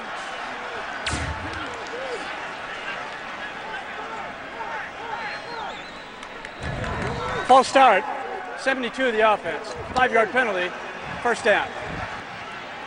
Coach Seifried, the right guard there for Oklahoma State. Now the big fellows there, they kind of get caught in there. Very easy to see. Bowman had 2 receptions for 27 yards in the first half. Let's see what they do now after the penalty. And it's 1st and 15. Handoff, and Savage is tripped up near the 12 to 17-yard line. Now, Oklahoma State's first possession, Gary just mentioned, yeah, they took it the length of the field and scored a touchdown, and then 3 punts, and finally just 2 plays where they ran it out before the half. You look at the 65 yards there, that's on 2 drives, and then to end the half, just another 10 yards. So really, since the initial drive, only 11 yards of offense for Oklahoma State. They were somewhat even meaningful trying to work towards a first down. This OU defense living up to the billing after that first possession. Savage breaks through here, and he's out near the 24 before C.J. Ayu makes the tackle there, and it'll be 3rd and long coming up. Now, the first half leaders for OSU, you see Reeves only thrown it 6 times, hasn't made a mistake there. Savage and Bowman. Just going to get more of that. They only had 6 first downs in the entire first half, so haven't had a lot of opportunities. Saw the time of possession, 18 minutes to only 12 for the Cowboys in that first half. They've got to make first downs and be able to get their playmakers the football. Yeah, got to get a little rhythm going. 3rd and 6. Reed flushed out of the pocket, finds a man, and let's see where they spot the football, because Latimer made the tackle. I think he's going to get the first down here. But that is DeJuan Woods that is hurt. Yeah, DeJuan Woods made the catch. I thought he was beyond the yard marker for the first down there, and he looks like he retreated somewhat, and then they made the tackle. I think they marked the ball up there, still gave him enough yardage for the first down at the 30-yard line. But, well, this will be a tough blow here for Oklahoma State to have anything go wrong with DeJuan Woods, the number 2 receiver here on this football team. Yeah, and it's taken in some aspects a back seat, if you will, to Bowman. Even though he has scored 4 touchdowns, they have made quite a duo as far as a receiving core. And let's revisit our Mitsubishi Motors keys to the game for OSU as they attend to Woods. Yeah, I talked about them getting out early. They did just that, but they didn't sustain, they didn't maintain that offensive balance that they like to have, and didn't get their playmakers the football and return the dominance in the return game. They haven't had the opportunities except for the kickoff return yardage, and defensively, they have got to be relentless. They've got to go to the ball carrier. They've just gotten outmanned, I think, up front on a couple of runs there. Oklahoma State not being able to hold out that rushing attack for the Sooners. Woods' 3rd reception for 31 yards. Let's go down to Emily Jones. Now, with the addition of Adarius Bowman to the Oklahoma State offense, DeJuan Woods' numbers are down. He averaged a little over 80 yards per game last year. This season, he's under 50 yards per game. However, when you talk to Mike Gundy about the play of his wide receiver, he can't stop talking about how improved he is. He says if you think about it, there are about 70 offensive plays you run in a game.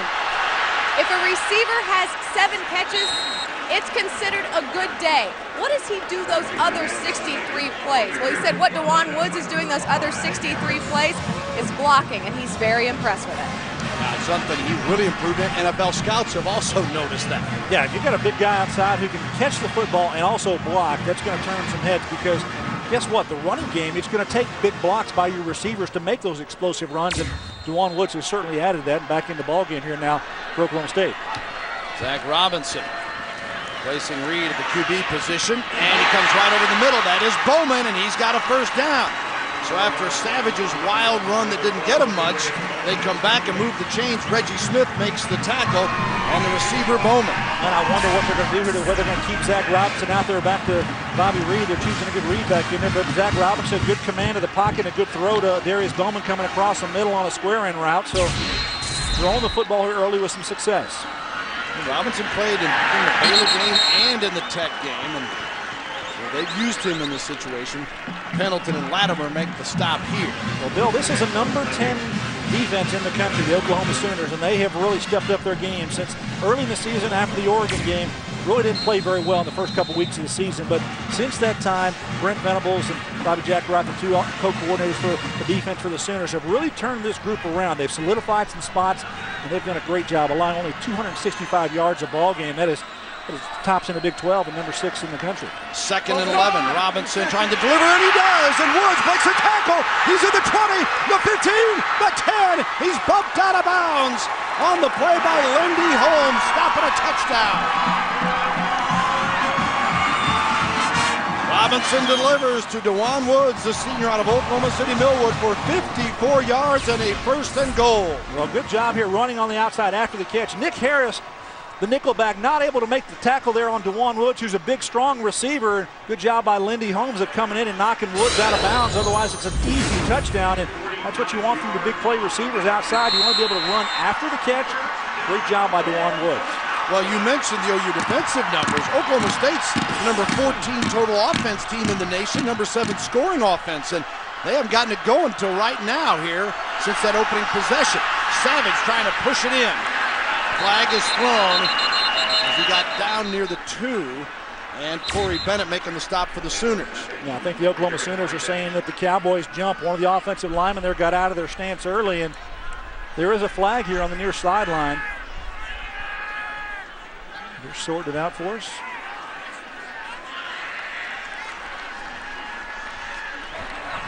Offside, 99 defense, half the distance, first down. C.J. Ayu looked like he saw something inside there, but probably wasn't there. He thought somebody moved, and he actually stepped in the neutral zone to point it out. We'll take a look at C.J. here.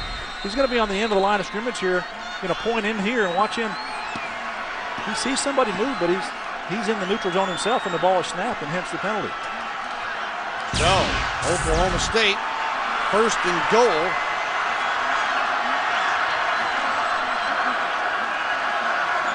Quarterback Reed hands it off. Savage diving. No signal yet.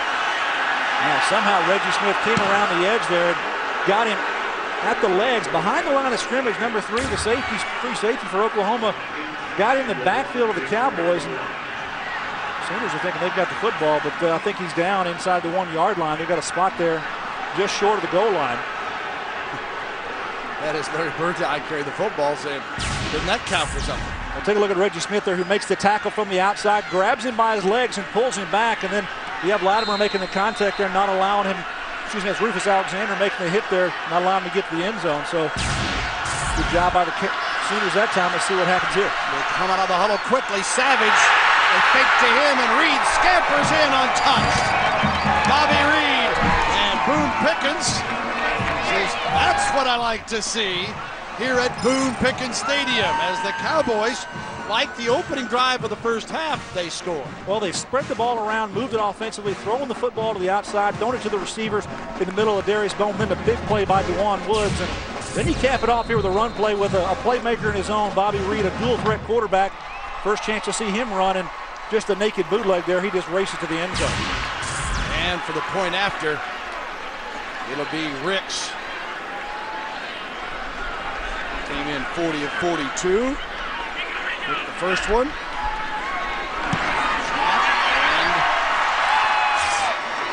And it is good. So, Cowboys get their second TD. Boone Pickens liking what he sees here as OSU and OU. It is Bedlam.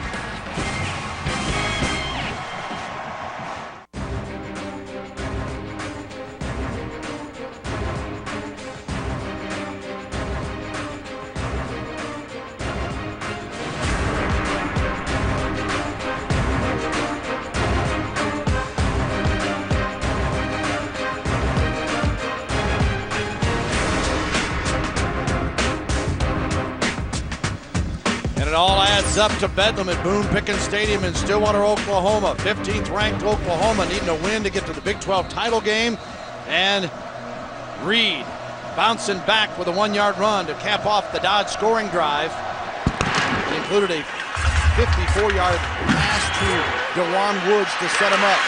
Here is Iglesias on the return at 25 and out near the 27-yard line. And let's go down to Emily Jones with Boone Pickens. That's right, guys. The guy this stadium is named after, Boone Pickens, here with me. And you were celebrating a little bit on that last touchdown. Sure I was. We're right back in this game. Is there any bigger Oklahoma State fan than you? No, I'm number one. I would think your checkbook says that. Just talk about the donations you made. That big hole over there in the north end of the end zone has a lot to do with you. How are things going? How is the program progressing since you've made that large donation? I think great. We picked up a lot of fans. I think everybody sees that it's a new day at Oklahoma State. And, I was talking to Joe Castiglione before the game and all, and they know we're serious up here. I mean, we are serious people. And you've said that you don't just want this team to be competitive. You want them to be competitive for championships. And these facilities, you feel like will help them get there. Exactly. And, we're seeing a lot different brand of football here at Oklahoma State this year than we've had in the past. I think everybody sees it. Everybody feels it. Well, Mike Gundy said he didn't know what Oklahoma State football coaches did before you. How do you feel like he's doing, and where do you think this program's headed? Oh, really? I mean, you can see it this year. I mean, next year will be better. We open against Georgia next year, and that's sending a message that we're ready to play big-time football. All right, thanks in large part to you, Mr. Pickens. I sure do appreciate your time, guys. All right, thank you, Emily, and thanks again to Boone Pickens. Mike Gundy in the heat of this Bedlam battle here as trying to get that defense to come up with a huge third down stop. It's 3rd and 1 for the Sooners. Big down here for the Cowboys. Came out and had a great offensive drive. Can their defense answer as well? Brown, the ball carrier, and he bursts through. That'll keep possession for Oklahoma. Alan Patrick's big TD run to start this second half, and Patrick is at 18 carries for 148 yards. Brown is just over 50 yards. So the two-pronged attack is working well for Oklahoma. They own a 20-14 lead. Well, they've been able to run the ball against this Cowboy defense today, and they've done it largely in part to good blocking up front and good shifty running there. Also the explosiveness. Alan Patrick, his legs are fresh, number 23 for the Sooners, and there's no doubt that he's going to get some more carries in this ball game. Still going with Chris Brown at the tailback spot right now. 1st and 10 at the 38 for Oklahoma now. Thompson play action, and he completes this one out to the 50 as Dane Zaslaw, junior from Edmond, getting just his 5th catch of the year. And Donovan Woods makes a defensive play. Boone Pickens was talking about facilities giving this team more than a chance, and that big hole that we saw in the end zone, we'll talk about here in just a second. Dane Zaslaw comes out of the backfield, play action pass, and a quick easy throw by Paul Thompson out there. And not something that the Sooners do a lot in their offense, so kind of a change up here offensively. You take a look at the construction work here on the west end zone of this complex. When it's completed, they'll hold 60,000, and he mentioned they open against Georgia next year. That's in Athens. Then they'll open up in 09 against Georgia here when everything is done with the 3 phases here at Boone Pickens Stadium. Bond makes the tackle there on the ball carrier Chris Brown as he takes it to the 40-yard line. And really, it's hard to tell you all this. There's a lot of earth that's been moved. And behind those stands on the other side is the OSU Athletic Village that is going to be going in soon. And that is what it's going to look like when it's all done. And this whole building here that Gary just circled will actually have about the same square footage as Gallagher Arena at the other end. Unbelievable. And we've walked around in this building too, and I tell you, it is first class. There's nothing left undone. 2nd down and 5 for Oklahoma here. Big series for the Cowboy defense as they answer here. Brown is stuffed at the line of scrimmage. Johnson and Fountain make the tackle. Yeah, but you watch Rod Johnson, the middle linebacker. He's the one that steps up and fills the hole there. That's what you want from the middle linebacker. On these counter plays where you pull a lineman around, step up into the hole. Number 2, Rod Johnson doing a good job. Looked like early in that first half, he kind of had a bum ankle and had to take himself out of the game for a couple of plays, but looks like at halftime they got him all taped back up and he's ready to go. OU on 3rd down, 8 of 10 today, and that's as much as anything the difference in this ball game is they have continued to move the chains and maintain possession. And you worry about Oklahoma State's wear-out factor. 3rd and 5 here. Thompson completes it to Johnson. He's got the first down as he steps out of bounds at the 32-yard line of Oklahoma State. Anderson covering. Just way too much cushion on the outside from Oklahoma State. Manuel Johnson just goes down about 12 yards and just turns around and stands there. There's not a Cowboy within about 7 or 8 yards of when Paul Thompson decides to throw the football out there. Good decision making by him, finding an open receiver. And Mike Gundy, he's trying to get his troops fired up. He knows what's at stake here. A chance for them to go to a bowl game, perhaps. They need their 7th win to guarantee a bowl victory for the Cowboys, and the Sooners, no doubt about it, they want to win the Big 12 South with the victory here today. Thompson gives the handoff here, and Patrick is off rumbling again, and Patrick and Brown, what a duo. Woods making the tackle. Well, Alan Patrick, nobody talks about how physical he is as a running back, but this shows you that he has the ability to be somewhat like Adrian Peterson. He'll lower his head and bring on contact, breaking the tackle of a middle linebacker, Rod Johnson, who goes about 250 pounds. Looks like he might win that battle. A good job that time by Alan Patrick, and Bob Stoops giving a little congratulations when he comes to the sideline. Junior out of Conway, South Carolina, who last year they moved him from the defensive side in the early part of 05. Ran for 136 yards, had a couple of scores, had 4 receptions. And then this year, when Peterson goes down, Patrick steps in. And man, as he responded, and now coming off the ankle sprain, he's been great here today. This is Brown. And Brown takes it down near the 12-yard line. Lacey and Marcus Brown make the tackle for OSU, and this is behind a young offensive line as well. Well, Trent Williams, number 71, is doing a great job. He's going to block Darnell Smith. Watch this block as it unfolds. Darnell Smith has to get off the block. He just can't do it, and that's going to allow Chris Brown to get around the edge here. Good blocking on the edge, and that way Chris Brown comes up and makes some yardage. So this offensive line for Oklahoma, Trent Williams has had a nice day, and everyone across the board there giving some holes for these running backs from Oklahoma. Now, Trent Williams, he's a true freshman from Longview, Texas. 2nd and 7 for the Sooners. And again, Brown breaking tackles, almost dives in and falls down near the 1-yard line before Lacey finally brought him to a halt. Well, when you come up and make a tackle here, Oklahoma State's Patrick Levine, number 4, if you just watch him get into the hole, he's going to step up there and watch he's going to miss. Whoop, right there. He doesn't get anything. He doesn't get anything on Chris Brown because Chris Brown has patience with his footwork. Patrick Levine overextended that time, not able to make the tackle, and the ball is now at the 1-yard line. Chatham and Lawson Kennedy come in for OSU now in the goal line situation defensively. And it's 1st and goal from the 1, and what a drive for OU to answer after OSU got everybody jacked up with their touchdown. Brown, touchdown Oklahoma, and the Sooners tack on 6 more. They take their 2nd possession, a little bit more traditional length of the field after Patrick on the opening possession with 65 yards for a score. Well, guess where they go again? Right behind that 6'5", 321-pounded freshman 71 Trent Williams on the right side, and Chris Brown's going to like what he sees on the tape here. Watch the big fella get up there and block and open the hole here on the offensive side, and they just clear out that sideline. Zaslaw makes a good block on the outside, number 45, and scoots right into the end zone. Well, the point after it is Hartley. And it is good. So Oklahoma up by 13 now. Chris Brown gets his 2nd TD of the afternoon, and the Sooners lead it 27-14.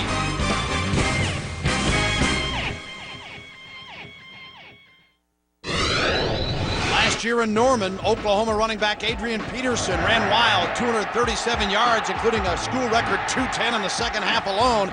He led the Sooners to a thumping of the Cowboys, 42-14. His 2 touchdown runs are the biggest length, 84 and 71 yards for Adrian Peterson. And he enters today needing 151 yards rushing to become the all-time leading rusher in Oklahoma history. Sidelined again, they check for the collarbone, unable to go today. Well, now you look ahead for Oklahoma. If they win, there is next week in the Big 12 championship game. Yeah, we talked to Bob Stoops about it, and still no word there. They'll do another evaluation on Adrian on Sunday or Monday to determine if they play in the Big 12 championship game, if he'd be available to them for perhaps playing that football game. Hartley's kick goes out of the end zone. Cowboys 1st and 10 from the 20. And Peterson is currently number 4 on the OU all-time rushing charts behind Sims, Washington, Owens at 3,968. Well, Bill, you talked 151 yards, and I think that's something that Adrian Peterson would like to have. If he's able to play, he's going to play. I think he's too much of a competitor to not play in a football game if he's given the green light. Yeah, it will be interesting. And after this game, if Oklahoma wins, all the attention will go to the doctors on Sunday and Monday. And Bob Stoops says that's just take it a week at a time. You see what happens. But you look at what these 2 running backs have done, Chris Brown and Alan Patrick. Alan Patrick, 165 yards rushing today. Chris Brown, not so bad either, 17 carries, 73 yards. So getting the ball moving north and south on the ground are the Sooners. And the Pokes better at least move the ball a little bit, give that defense a little bit of a breather here, huh? They've got to stay on the field. They've got to sustain some drives, and they've got to keep this balance here. They've got to throw the ball around a little more effectively than they did in that second quarter. 1st and 10 from the 20. Bobby Reed. Incomplete, nearly picked off by Nick Harris, who reached in to slap it away. Let's go down to Jim Knox. All right, Bill, I've been behind the Oklahoma bench all game long, and I tell you what, Adrian Peterson has turned into one heck of not only a coach, but a cheerleader. Chris Brown scores a touchdown. He's back there. He's the first one to congratulate him, as well as Alan Patrick. Then he knows where the bread and butter is. Goes to the offensive line, Messner, Robinson, Cooper, Walker, Williams. Gives them all high fives on that bench. Adrian Peterson, you guys said it. If healthy, he will definitely come back. They'll know that result probably next Monday or Tuesday. If they win this game, they'll play in the Big 12 championship game. They'll look at those x-rays again, and they'll diagnose it right there on the spot. Yeah, and he's staying involved in the football, so to speak, also. He's going to meetings, going to those things. He's involved in this aspect of it, and he's actually got a wristband on. He's got those plays right there, so he knows what the game plan is, and Adrian Peterson perhaps has a chance to step out there. Couldn't be a lack of knowledge or knowing what's going on in the system. And you've been doing all the cardio work and riding the bike and doing those kind of things. He's always chiseled and in great shape as far as conditioning is concerned. Oklahoma State says, well, don't just say this thing's over yet. We still got plenty of time. Well, clock counting here, 3rd quarter. 3rd and 3, though. Obviously a big play coming up for the Pokes. Reed delivers on the completion to the 35 and still breaking tackles.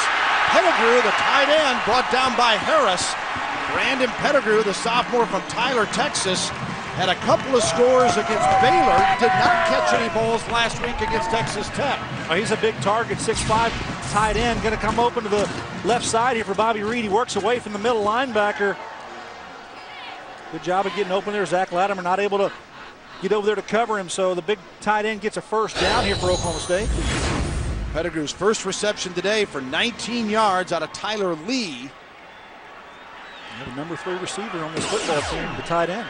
1st and 10 at the 46-yard line now. Woods wide left. Bowman goes in motion behind the quarterback Reed. Cowboys. Good protection for Reed, and he delivers to Bowman. He is upended inside the 40-yard line by Nick Harris, and the Cowboys starting to show a little rhythm with back-to-back drives here. Well, the protection has been decent enough to where Bobby Reed's able to move around in the pocket. He's not going to have any pressure in front of his face. He kind of rolls to his right to give him a couple extra yardage. There's nobody around him there. He's watching his receivers down the field. He finds Bowman, but he also had his big tight end Pettigrew in the same area. He could have thrown either one up. Picks up 17, and it's 1st and 10 at the 37-yard line of the Sooners. Little razzle-dazzle. They're looking to throw, and it is complete. Bowman at the 25-yard line as the handoff, and then the pass from Newton. Well, I think the Sooners actually did a good job of playing the deep route here, but they didn't take care of the intermediate route, which is what Adarius Bowman is. You see the receiver going down deep. That's DeJuan Woods. And coming across the field, Adarius Bowman at about 12 yards. Just steps out of bounds. Little razzle-dazzle working for Mike Gundy. Yeah, Seth Newton makes the pass play. Only a wide receiver. 1st and 10 at the 25 now. This is Robinson. He's in trouble, and he unloads, and it is picked off a drop. Burdine dropping in coverage, and Harris was the man that came on and provided the pressure on Robinson. Well, this was not a strong throw at all by Zach Robinson. He's lucky this ball is not intercepted. It should have been by Larry Burdine on the outside.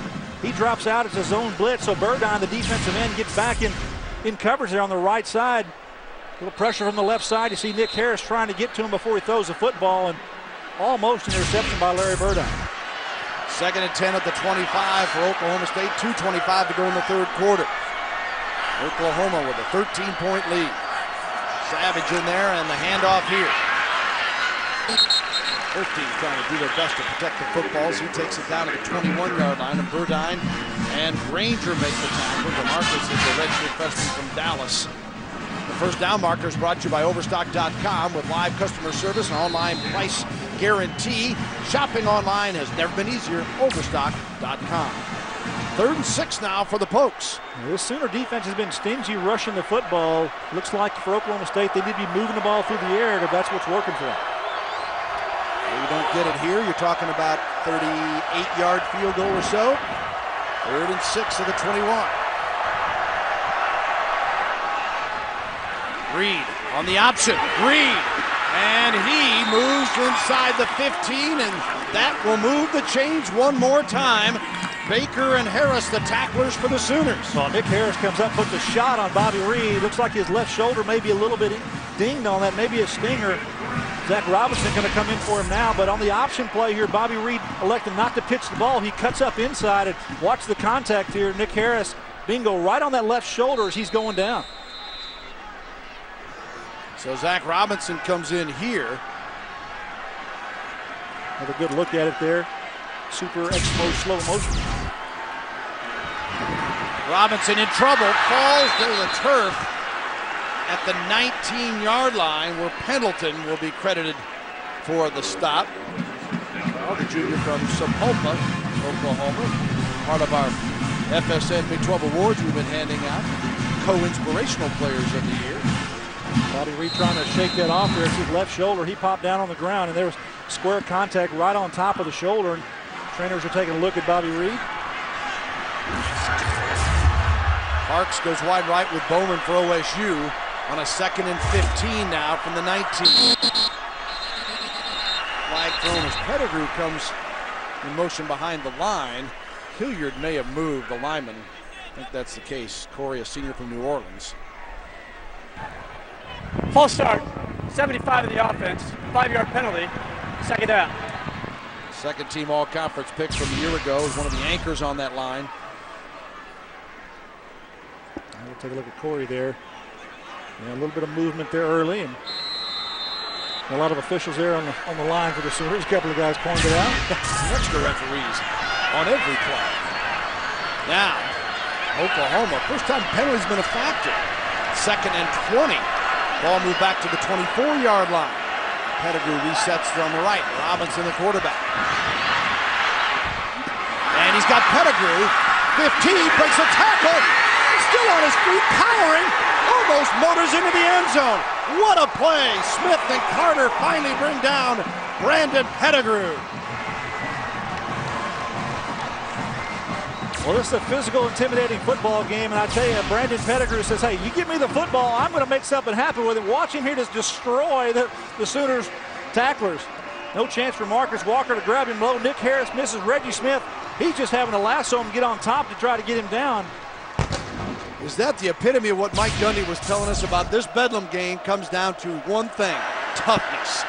1st and goal to go from the 2. Robinson in the end zone. Pettigrew couldn't hang on the 2nd attempt. Harris there. OSU again quickly out of the huddle. Yeah, they're trying to get the line of scrimmage very quickly, not allow Oklahoma to adjust here. They go a little unbalanced, but they're going to try to get their tight end right there, Pettigrew back to the back of the end zone. A great break by Nick Harris to knock away that football. Well, you got to like the call, though, Gary, because last time Reed comes up, fakes everybody, and scoots into the end zone. This time Robinson going with the pass as that concludes the third quarter. They're checking to make sure the time had expired. And we've got an official word. It is over. The fourth quarter coming up in Bedlam football. End of the third with Oklahoma with a 27-14 lead and OSU knocking on the door. You're watching Big 12 football presented by Kia Sarah on FSN.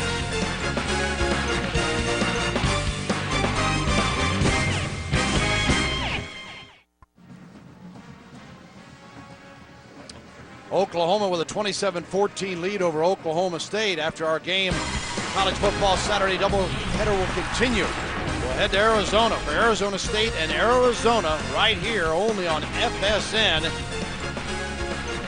Rivalry Saturday. Here we have got Bedlam in Oklahoma. And our TiVo game summary, Patrick about to set a best for him personal. He's at 165 yards rushing. Cowboys passing has brought them back 205 for the day. The offense is getting it going after the defenses were pretty much in control the first half. Second and goal from the 2, and the Cowboys the fullback cannot go. Crossland, and he loses a yard or so on the play. Lofton and Alexander make the play on Julius Crossland.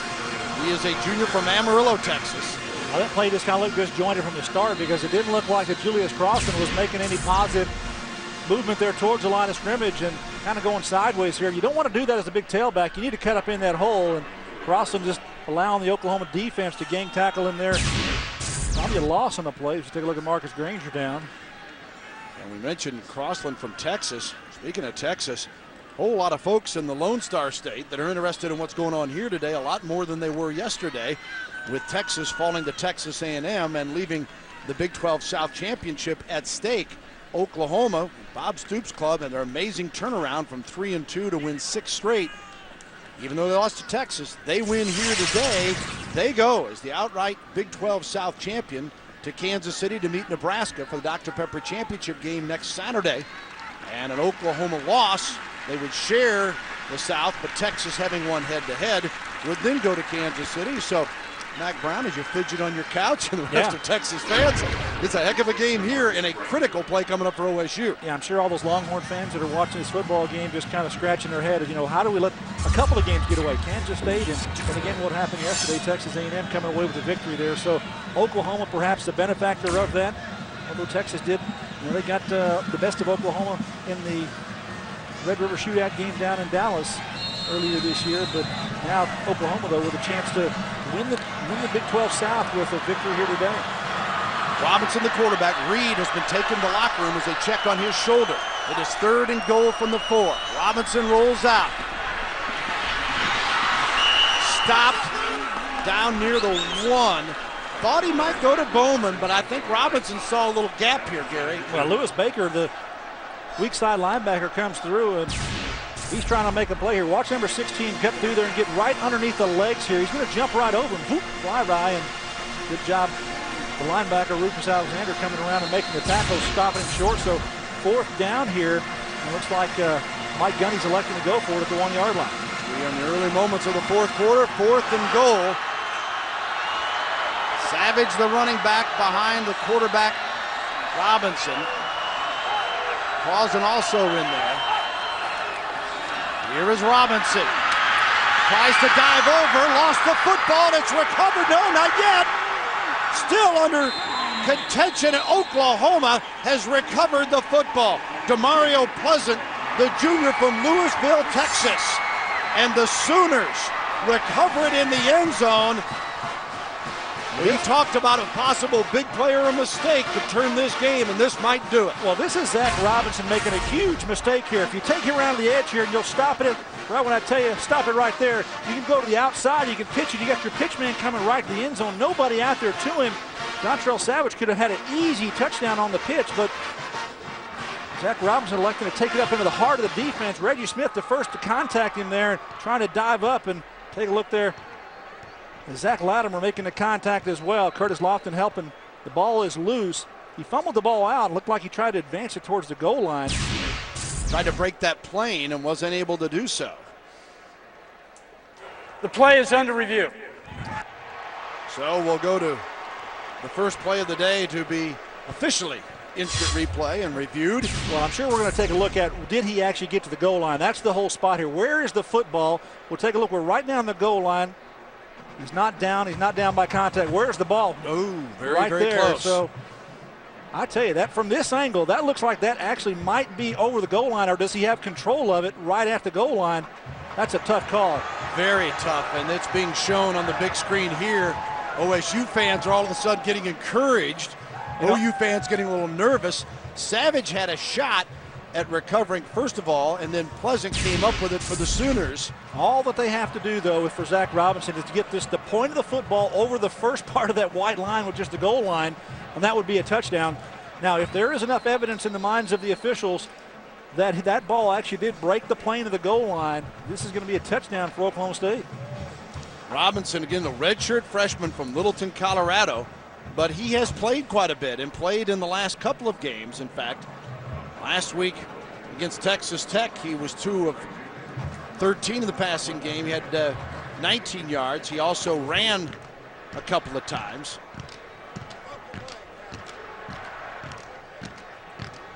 And as they sort it out, we wait, obviously. Ball was fumbled in the field of play into the end zone. Recovered by Oklahoma. That's a touchback.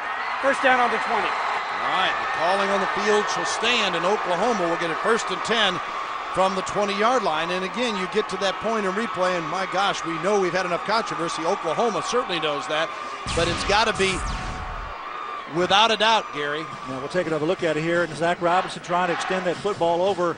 The ball is coming out there. Doesn't have control of it. Doesn't break the plane of the goal line, but really the play here is to Dontrell Savage. If he had pitched the ball out there to him, there's no Oklahoma player responsible for him on that option play, and Zach Robinson decided to take it up inside, which shows here it was the wrong decision to make. They did not see overwhelming evidence in the video, so as a result, Sooners get it 1st and 10 at their own 20 with 13-19 to go in the 4th quarter. And surprise, surprise, they come back to their running game, which has been absolute dominant today. Nathan made the tackle here. Well, let's take a look here as Dontrell Savage goes around here. This is the option play. You see the lead block there, the low block on the end. Okay, if you hold it right there, stop it. You can see here he's cutting up. He just got to pitch his football. There is no way that he could get out there to make that tackle. That's Marcus Walker. Go ahead and let it roll here. A little pitch, and it would have been a touchdown. But he chooses to go in there to the heart of the defense, and they knock the ball loose, and they get it going the other way. 2 difficult decisions, though, for the quarterback coming in. Robinson in the previous call where he elected, instead of passing, to keep on the run, and then on this case where he may have had the option and may have had the better opportunity than outside. Still very inexperienced as a redshirt freshman. And Oklahoma, with 237 yards rushing through 3 quarters, comes back to the ground game. Austin Kennedy and Johnson make the tackle here. And was it too early for Mike Gundy to say, let's go for the field goal for the touchdown instead of the field goal attempt? Only down, you're down 27-14, would have been down 10 points. 2 possessions still to go to get that back, and plenty of time left in this football game. 12 minutes to go here on the clock, so Oklahoma State elected to go for it on 4th and goal at the 1-yard line and come up with nothing. And now their defense is asked to go out there again to stop this Oklahoma offense. 3rd and 6 as the Cowboy fans urge their players on. Sooners 3rd and 6 from the 24 of OU. Brown, and he is tripped up. Knifing through is Andre Sexton, the leading tackler on the year, junior out of Cy Falls High School down in the Houston suburban area. And give that Cowboy defense some credit, as could have been a very demoralizing play. They come back and turn things around and give their offense, or should give them, a pretty good opportunity here in their return game. Yeah, Oklahoma's done a good job of running the football today against this Cowboy defense. They elect to run it 3 times there, but good job. They responded, the Cowboys did, and now they're going to force a punt. Johnny Devereaux is the deep man. Staying away from it, and it bounces over to the Oklahoma sideline. So good field possession for OSU with 11:06 to go in the game here in Stillwater.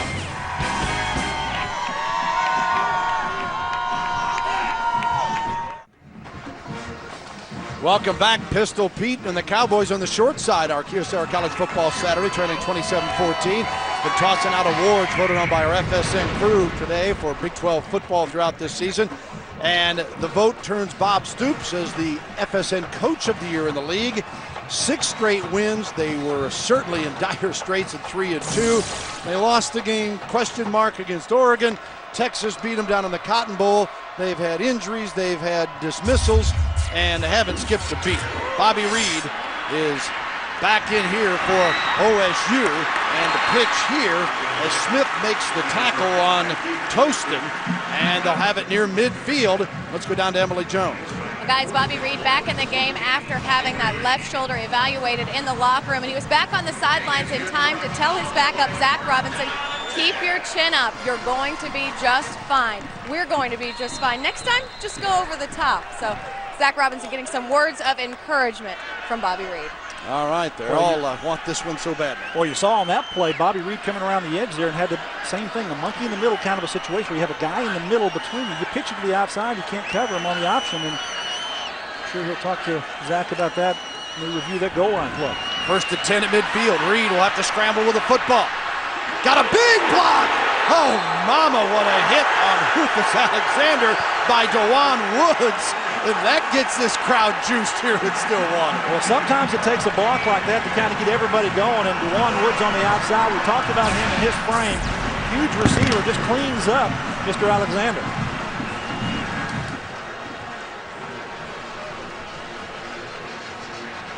And then Reed definitely steps right out of bounds. Thank you very much.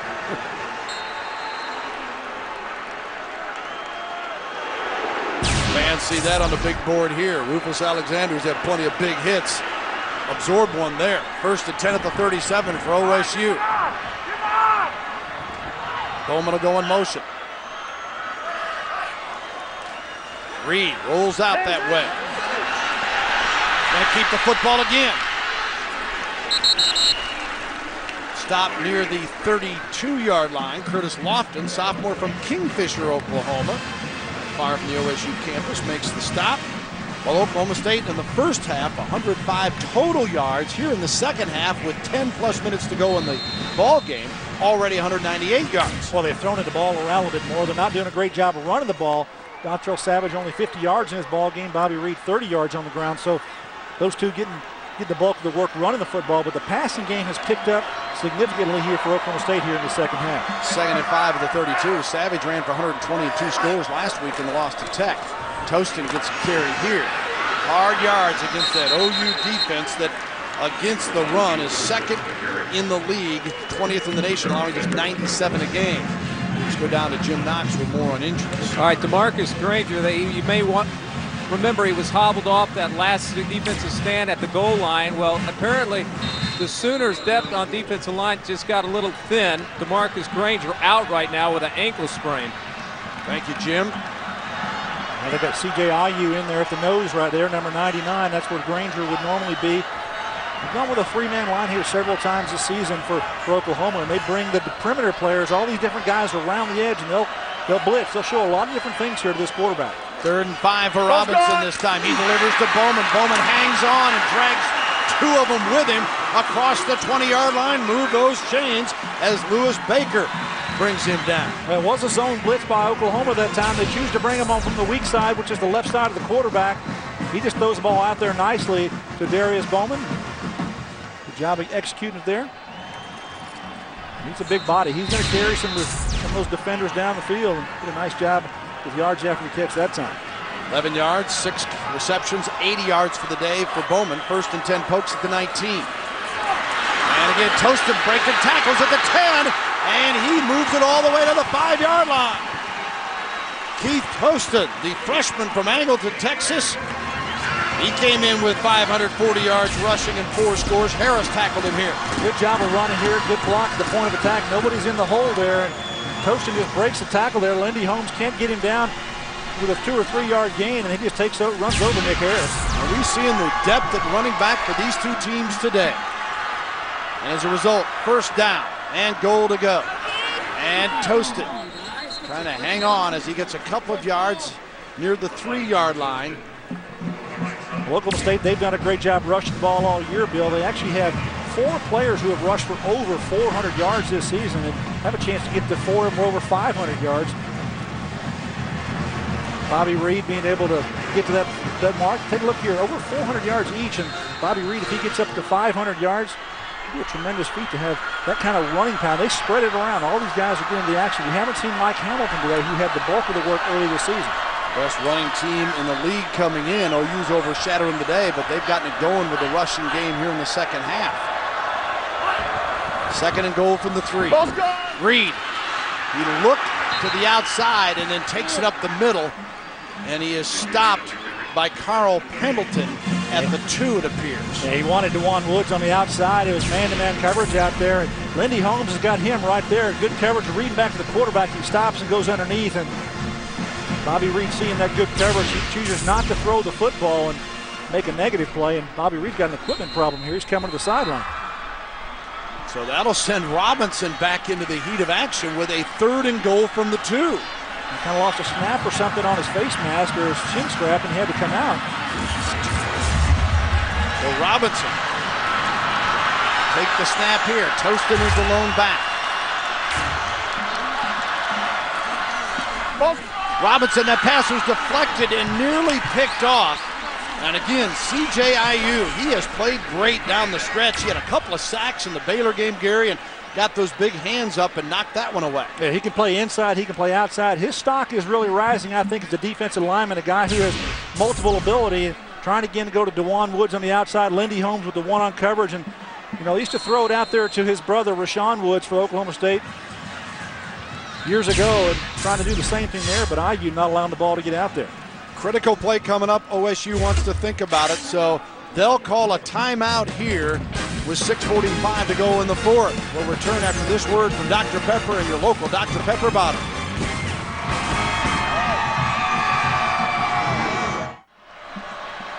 Welcome back. Critical part of the game. 6:46 to play. Oklahoma State with the football. 4th down and goal from the 2. Bobby Reed back in the game as a quarterback. OU's red zone defense, here's how they've done. The 2nd time now, Mike Gundy choosing to go for it here inside the 5-yard line against the Sooner defense. Poston in motion. Reed looking left. Touchdown, Oklahoma State. DeJuan Woods. And OSU stays right in the hunt. Well, just so much room to work with here. Reggie Smith has inside coverage on DeJuan Woods, but when he turns to go to the outside, there's no way that Reggie Smith is going to come over to make this play. Good easy throw for Bobby Reed, and Reggie Smith just too far inside. Too much real estate to work with for DeJuan Woods to go out there and make that throw. And now the point after with a 27-20. Remember, Hartley missed one earlier for Oklahoma. You never know how those things are going to play out. And the kick is good. Ricks bangs it through. Jason, the sophomore, Woods the TD, and it's 27-21. Woods on the TD reception.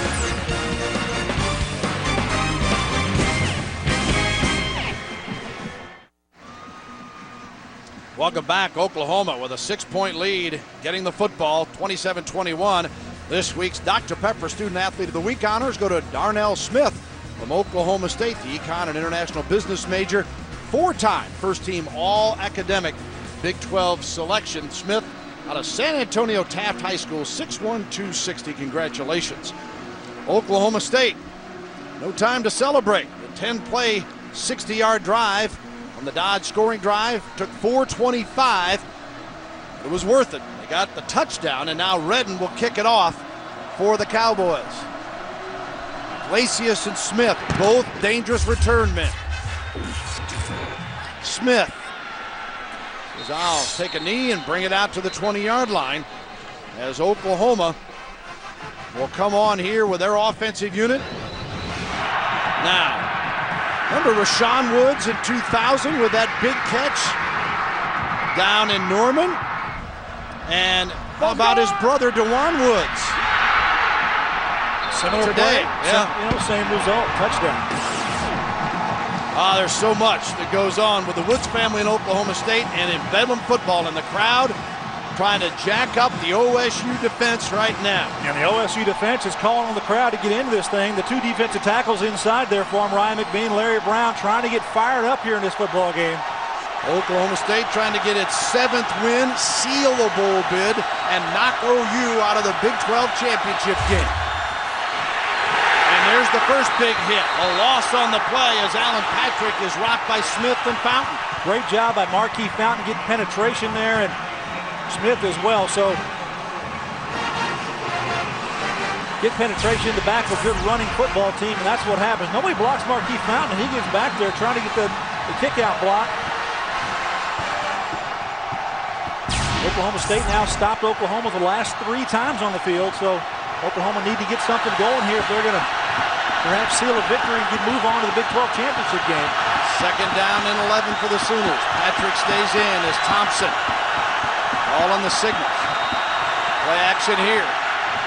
Thompson will keep the football. And he dives near the 20-yard line. It'll be 3rd and long as Alex Odiari makes the stop, the sophomore out of Carrollton, Texas, from Hebron High School. Well, they were going to try to get it to Zane Zaslaw, the fullback, coming out of the backfield again, but he gets tripped up and falls down, so Paul Thompson has no options to go to. Watch number 45 come out of the backfield, and he falls and slips down, and you'll see him on the ground as Paul Thompson runs by here. Nowhere to go with that football, so Paul Thompson taking it on the shoulder.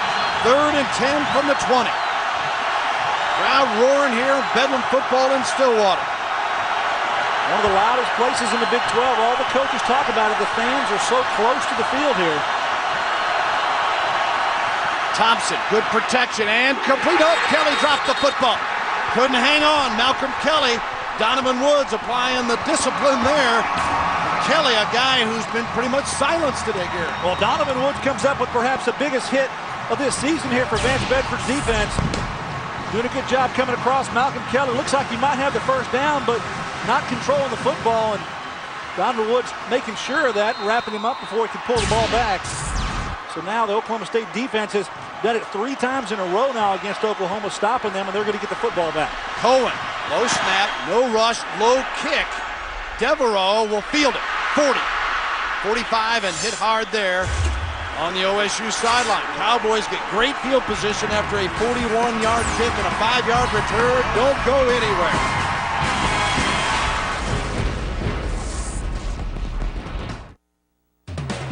College Football Saturday on FSN is presented by Cell Phone Karma. Is Rio Kyocera Wireless reminds you to please dial responsibly. And brought to you in part by Acura Advance. And by Dr. Pepper. 23 flavors that add up to one bold taste. Dr. Pepper, there's more to it. Well, there is plenty more to this one, folks, as the Sooners and the Cowboys hooked up in a Danley of Bedlam. 27-21, Oklahoma. The Cowboys have possession with 4:29 remaining. A pair of timeouts as well. And it's 1st and 10 at the 46-yard line of OSU. And the handoff going nowhere with Toston as he's wrapped up near the sideline. Now Dr. Pepper game break. Let's go to Mike Goldberg. Well, Bill, Bedlam has given you a great one, and the rivalries continue. Game 2 here on FSN from the desert. Hey, how about this? For the first time since Desert Swarm and Jake the Snake, both Arizona and Arizona State have winning records. That year, 93. That game, top of the hour. I thank you, Mike. Reed under pressure throws this one. Oh, I think row 19. Got a souvenir up there.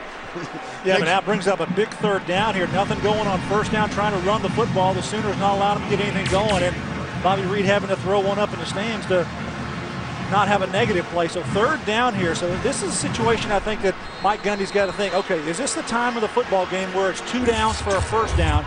Don't necessarily have to get it all in one chunk here, 10 yards here, 3rd and 10 coming up. Good point. 3rd and 10 at the 46. Toston standing beside Reed, the quarterback in the backfield. Parks and Bowman wide right. Woods to the left. He had the last score. Reed, here they come. Harris coming after him, and he is nailed. IU and Nick Harris get the sack at the 35-yard line. Yeah, Harris blitzes from the outside, and that's what Bobby Reed sees, and he kind of puts the brakes on, but CJ IU comes inside as well. Watch on the outside. You're going to have Nick Harris come into the backfield, number 5. Then IU come right underneath, and nowhere to go for Bobby Reed. And now OSU saying, all right, we better hustle up and kick it away with the clock moving. And that brings Fodge on. They'll have to use those timeouts possibly to try to slow OU down and try to get the ball back one more time. Reggie Smith is deep as Fodge is on to punt.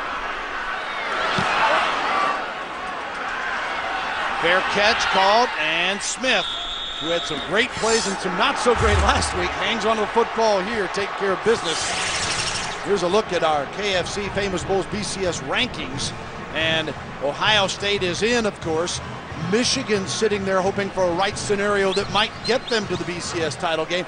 Comes down to Southern Cal, takes care of business against Notre Dame today, and UCLA, they will be in.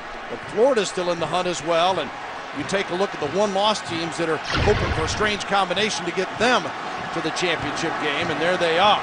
Well, you see at Oklahoma, we've got a question mark there, 9-2. Remember, the Oregon game could be 10-1, perhaps 11-1 if they hang on to win this football game here against the Cowboys. But the Cowboy defense has played very well the last 3 series against this Sooner football team. They're going to need that same type of an effort to get that ball back to their offense if they're going to have a chance to come back and win this ball game. All right, clock ticking. Sooners will use that play clock to their advantage. With the 1st and 10 at the 23-yard line. Paul Thompson having to call timeout out there on the field. Timeout, Oklahoma.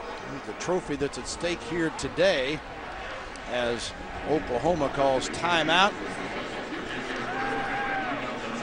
Bedlam, of course, inspired from the wrestling days between OU and OSU, and a writer terming it as Bedlam when these two got together, and it has stuck, and today's game has stuck to that tag.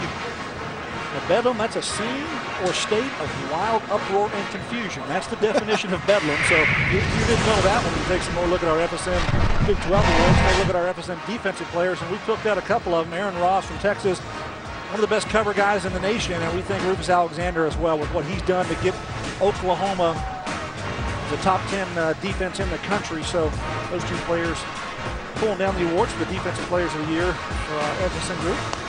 And the FSN Big 12 Offensive Player of the Year, a really difficult call, but Zach Taylor setting passing records at Nebraska, taking them to the championship game and rebuilding things under Coach Callahan up there. And a guy who's from Norman, Oklahoma, whose daddy played for the Sooners, so why not on a Bedlam Saturday get him that award? Yeah, go ahead, get him in there. Zach Taylor, he has done a great job. He has come into his own this year. He's learned the offense from Coach Callahan up there, and things have gone very well for Nebraska this year. And there's a chance they'll be seeing these Sooners next weekend. All right, 1st and 10 at the 23 now for Oklahoma. And Patrick Allen, junior out of Conway, South Carolina, is stopped by Jeremy Nathan, and the clock ticking here. Remember, Mike Gundy's got 2 timeouts left to work with. Yeah, they'll call him after this down in the 3rd down if they're able to stop him before they get a 1st down. So Oklahoma trying to use as much time on the clock as possible. Paul Thompson's going to take it down to the very last tick, and I'd be very surprised if they do anything but run the football here. Patrick, 22 carries, 167 yards. Chris Brown, 19 for 74 yards today to pace this ground attack of Oklahoma. Thompson on 2nd and 9. And the leg tackle, a loss on the play, as Patrick is brought down by Marquis Fountain. And now Oklahoma State calls timeout with 1:43. Make a change on our clock that you're looking at. Good play for a negative gain there. That time by Marquis Fountain, getting up the field, the defensive end, not allowing Alan Patrick with his speed to get around the edge. So Bob Stoops trying to figure out here what does he need to do to hang on to win this football game. It's clock management now for both these football teams, using your timeouts, and hopefully your offense and defensive teams can do what they need to for your respective team to get the ball back if that's what you're looking for. Well, the wheels are turning now with these two clubs here. And look at the fans and how this is something that everybody looks forward to throughout. 42,819 here today as Oklahoma State has lost the last 3 of these games, but they've always played them great here in Stillwater, certainly in most recent years. You know, I was making a joke, Bill, you and I live in Oklahoma. You've lived here for 18, 19 years before, and you know, there's a lot of things that they cover here on the local networks, and one of them is the weather. I mean, they're huge about covering the weather, no doubt about that. And after Texas's loss yesterday, I was kind of thinking, man, they're going to have a cut in right now knowing that Texas lost. But this gives Oklahoma a chance to be in the Big 12 championship game with a win against the Cowboys. And it just makes more flavor, more of this rivalry mean more to these teams, and I think the fans around the state. They just get lathered up for this as we've come down to 1:43 to go, 3rd and 13. And the Cowboys need one more stop in order to get the football back. They're going shotgun here for Oklahoma. Thompson. That comes up. Maybe changing the play. Going to keep the football. Nothing silly here, and OSU roars as he stopped at the 21 by Van Zandt and Chatham. And they stopped the clock. And now they're out of timeouts. It's the bad news. The good news, they're going to get the football back, and they should get it back in pretty good position, Gary. Oh, great job by Jerry Chatham, number 96, coming up there. He just destroys the offensive guard who doesn't make a good enough effort to block him, and he gets one hand on Paul Thompson and brings him down. He knows his defense is doing a good job, and Gundy's using his timeouts. That's his last one, so Oklahoma is going to be punting the football here at Oklahoma State. Looks like they'll have Bill just about 1:20 or so to go on the clock. And remember, in college football, the new rule, when the ball changes possessions on the first offensive snap, the clock is set in motion. So on this change of possession here, Oklahoma State is going to be. Our Kyocera Wireless call of the game, the start of the 3rd quarter for Oklahoma, and Patrick going the distance. And on a 1st and 10, right up the middle.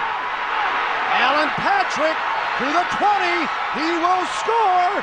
No flags. Touchdown Sooners. And that set the tone for a wild second half. Here is Cohen on to punt. Junior out of Houston, Texas. Devereaux catches the football. Spins. Oklahoma, great coverage. 37-yard line, a 45-yard punt, 3-yard return. And the clock stopped until they're ready to establish possession, and Oklahoma State will get the football. Remember, the Cowboys, 6-5, need to win to seal a bowl bid. Kansas lost today. They're 6-6. 6 wins only means you're bowl eligible. And Oklahoma, a win. They're to Kansas City in the Dr. Pepper Big 12 championship game against Nebraska. A loss, and Texas would go. 1st and 10. Robinson, he delivers, and it is to Woods at the 43-yard line. Well, Zach Robinson get the nod here in the no huddle throwing quarterback. Zach Robinson has done that most of the day today. And Robinson. Incomplete. That'll stop the clock with 1:04 to go. And it'll be 3rd and 2 coming up. First down markers brought to you by Overstock.com, your online source for savings on everything from video games to big screen TVs. Well, the most important thing here is a first down for Oklahoma State. The clock will stop. If they get a first down, they'll be able to get up the line of scrimmage, but very important 3rd down here. You'd like to get that first down out of the way right now. 3rd and 2. Robinson. Ball's gone! Overthrows DeJuan Woods, and 4th down now as we cut inside a minute. Well, tough play call now for Mike Gundy and Larry Fedora. What do you do here on 4th down? 4th and 2 in this situation. Boy, you've got your number 2 quarterback in the ball game, Zach Robinson. Bobby Reed, who's played the bulk of the snaps this season, on the sidelines, and they're choosing to go with Zach Robinson in this 2-minute situation. And this could be the season here for Oklahoma State. 4th and 2. Cowboys out of timeouts. They're at the 46-yard line. Robinson keeps the football. He's got the first down. Now they'll have to hustle. Crosses midfield at the 49. Rufus Alexander making the tackle. The clock stops, no doubt about it. They've got a chance to get up there. No hurry here. They need to get up the line of scrimmage. They'll set the play in motion here. Running play, and should be ready to snap the ball within a second or two. And with 52 seconds to go. 1st and 10. Robinson. Ball's gone. Incomplete, intended for Bowman. Getting a hand in there was Lewis Baker. So they were risking throwing over the middle.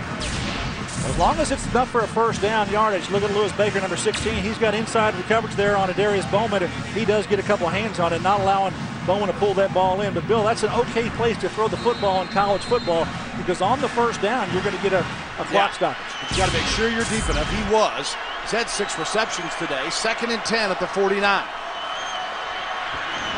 Robinson pulls forward. He did not get the first down. He stopped near the 42-yard line, and that clock keeps moving. No timeouts. Baker made the tackle. They may have to stop the clock here with a quick throw to the ground, or they're going to just run a play. Looks like they got a play called here. 3rd down. In trouble. And smartly got rid of it, because if he is sacked there, that's probably the ball game. And even going to bring up another 4th down here, I think, for Oklahoma State.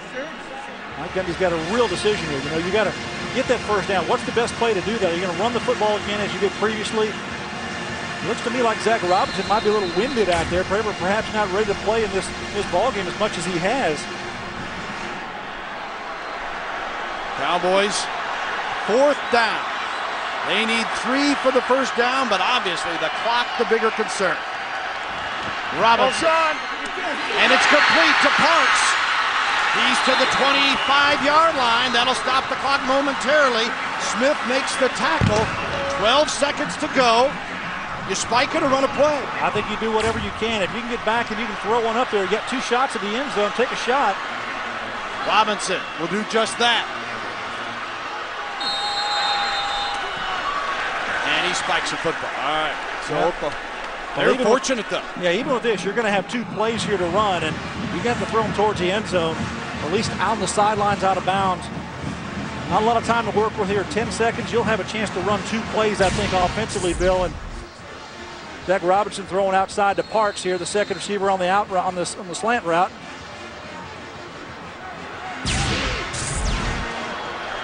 Ten seconds remaining. 2nd down. I think you got to go to your playmakers, DeJuan Woods and Adarius Bowman. They're on the near sideline. They come after Robinson. Incomplete. Bowman over the middle. That would have been enough for a first down. The clock would have stopped. They would have had another play at the 5-yard line if he had been tackled right there. So now they're going to have to throw the ball into the end zone. There's no other opportunity here for Oklahoma State. Take another look at it. Decent throw up high, though. That 6'5 receiver is stretching his frame all the way out, not able to pull that ball down. So this is the season for Oklahoma State to determine whether they go to a bowl game or whether University of Oklahoma goes to the Big 12 championship. Price and Pettigrew are in the ball game. Here it is. With 5 seconds to go. Robinson, they come after him again. He lofts it. Incomplete. Ball game. Oklahoma, Big 12 South champs. The Sooners are headed to Kansas City and the Big 12 championship game.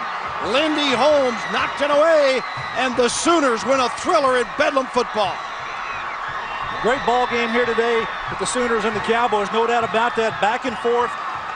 Tell you, the Oklahoma State Cowboys showed a little resolve coming back in this football game.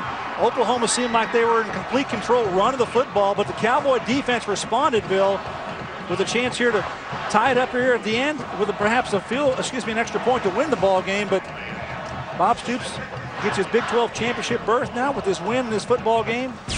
Great job here by the Sooner defense at the end. Lindy Holmes going to be able to tip this ball away from DeJuan Woods where he cannot catch the football. Great job tip there. I don't know if he'd been able to catch it as well. Mike Gundy, they gave it a shot. He, unfortunately for the Cowboys, he's seen that story before. Bob Stoops on the other sideline. Boy. We got through that one, huh, Bob? That's what he's saying. All right, let's go down to Jim Knox, see if Bob's any more excited now. All right, thank you very much. Coach, I tell you what, typical Bedlam game, I guess. You can't say enough for your defense coming up big at the end. We did, 4th down stop earlier and then make them throw a 4th and 2, and they make it, and then down here we got them stopped. So, yeah, it's an exciting game.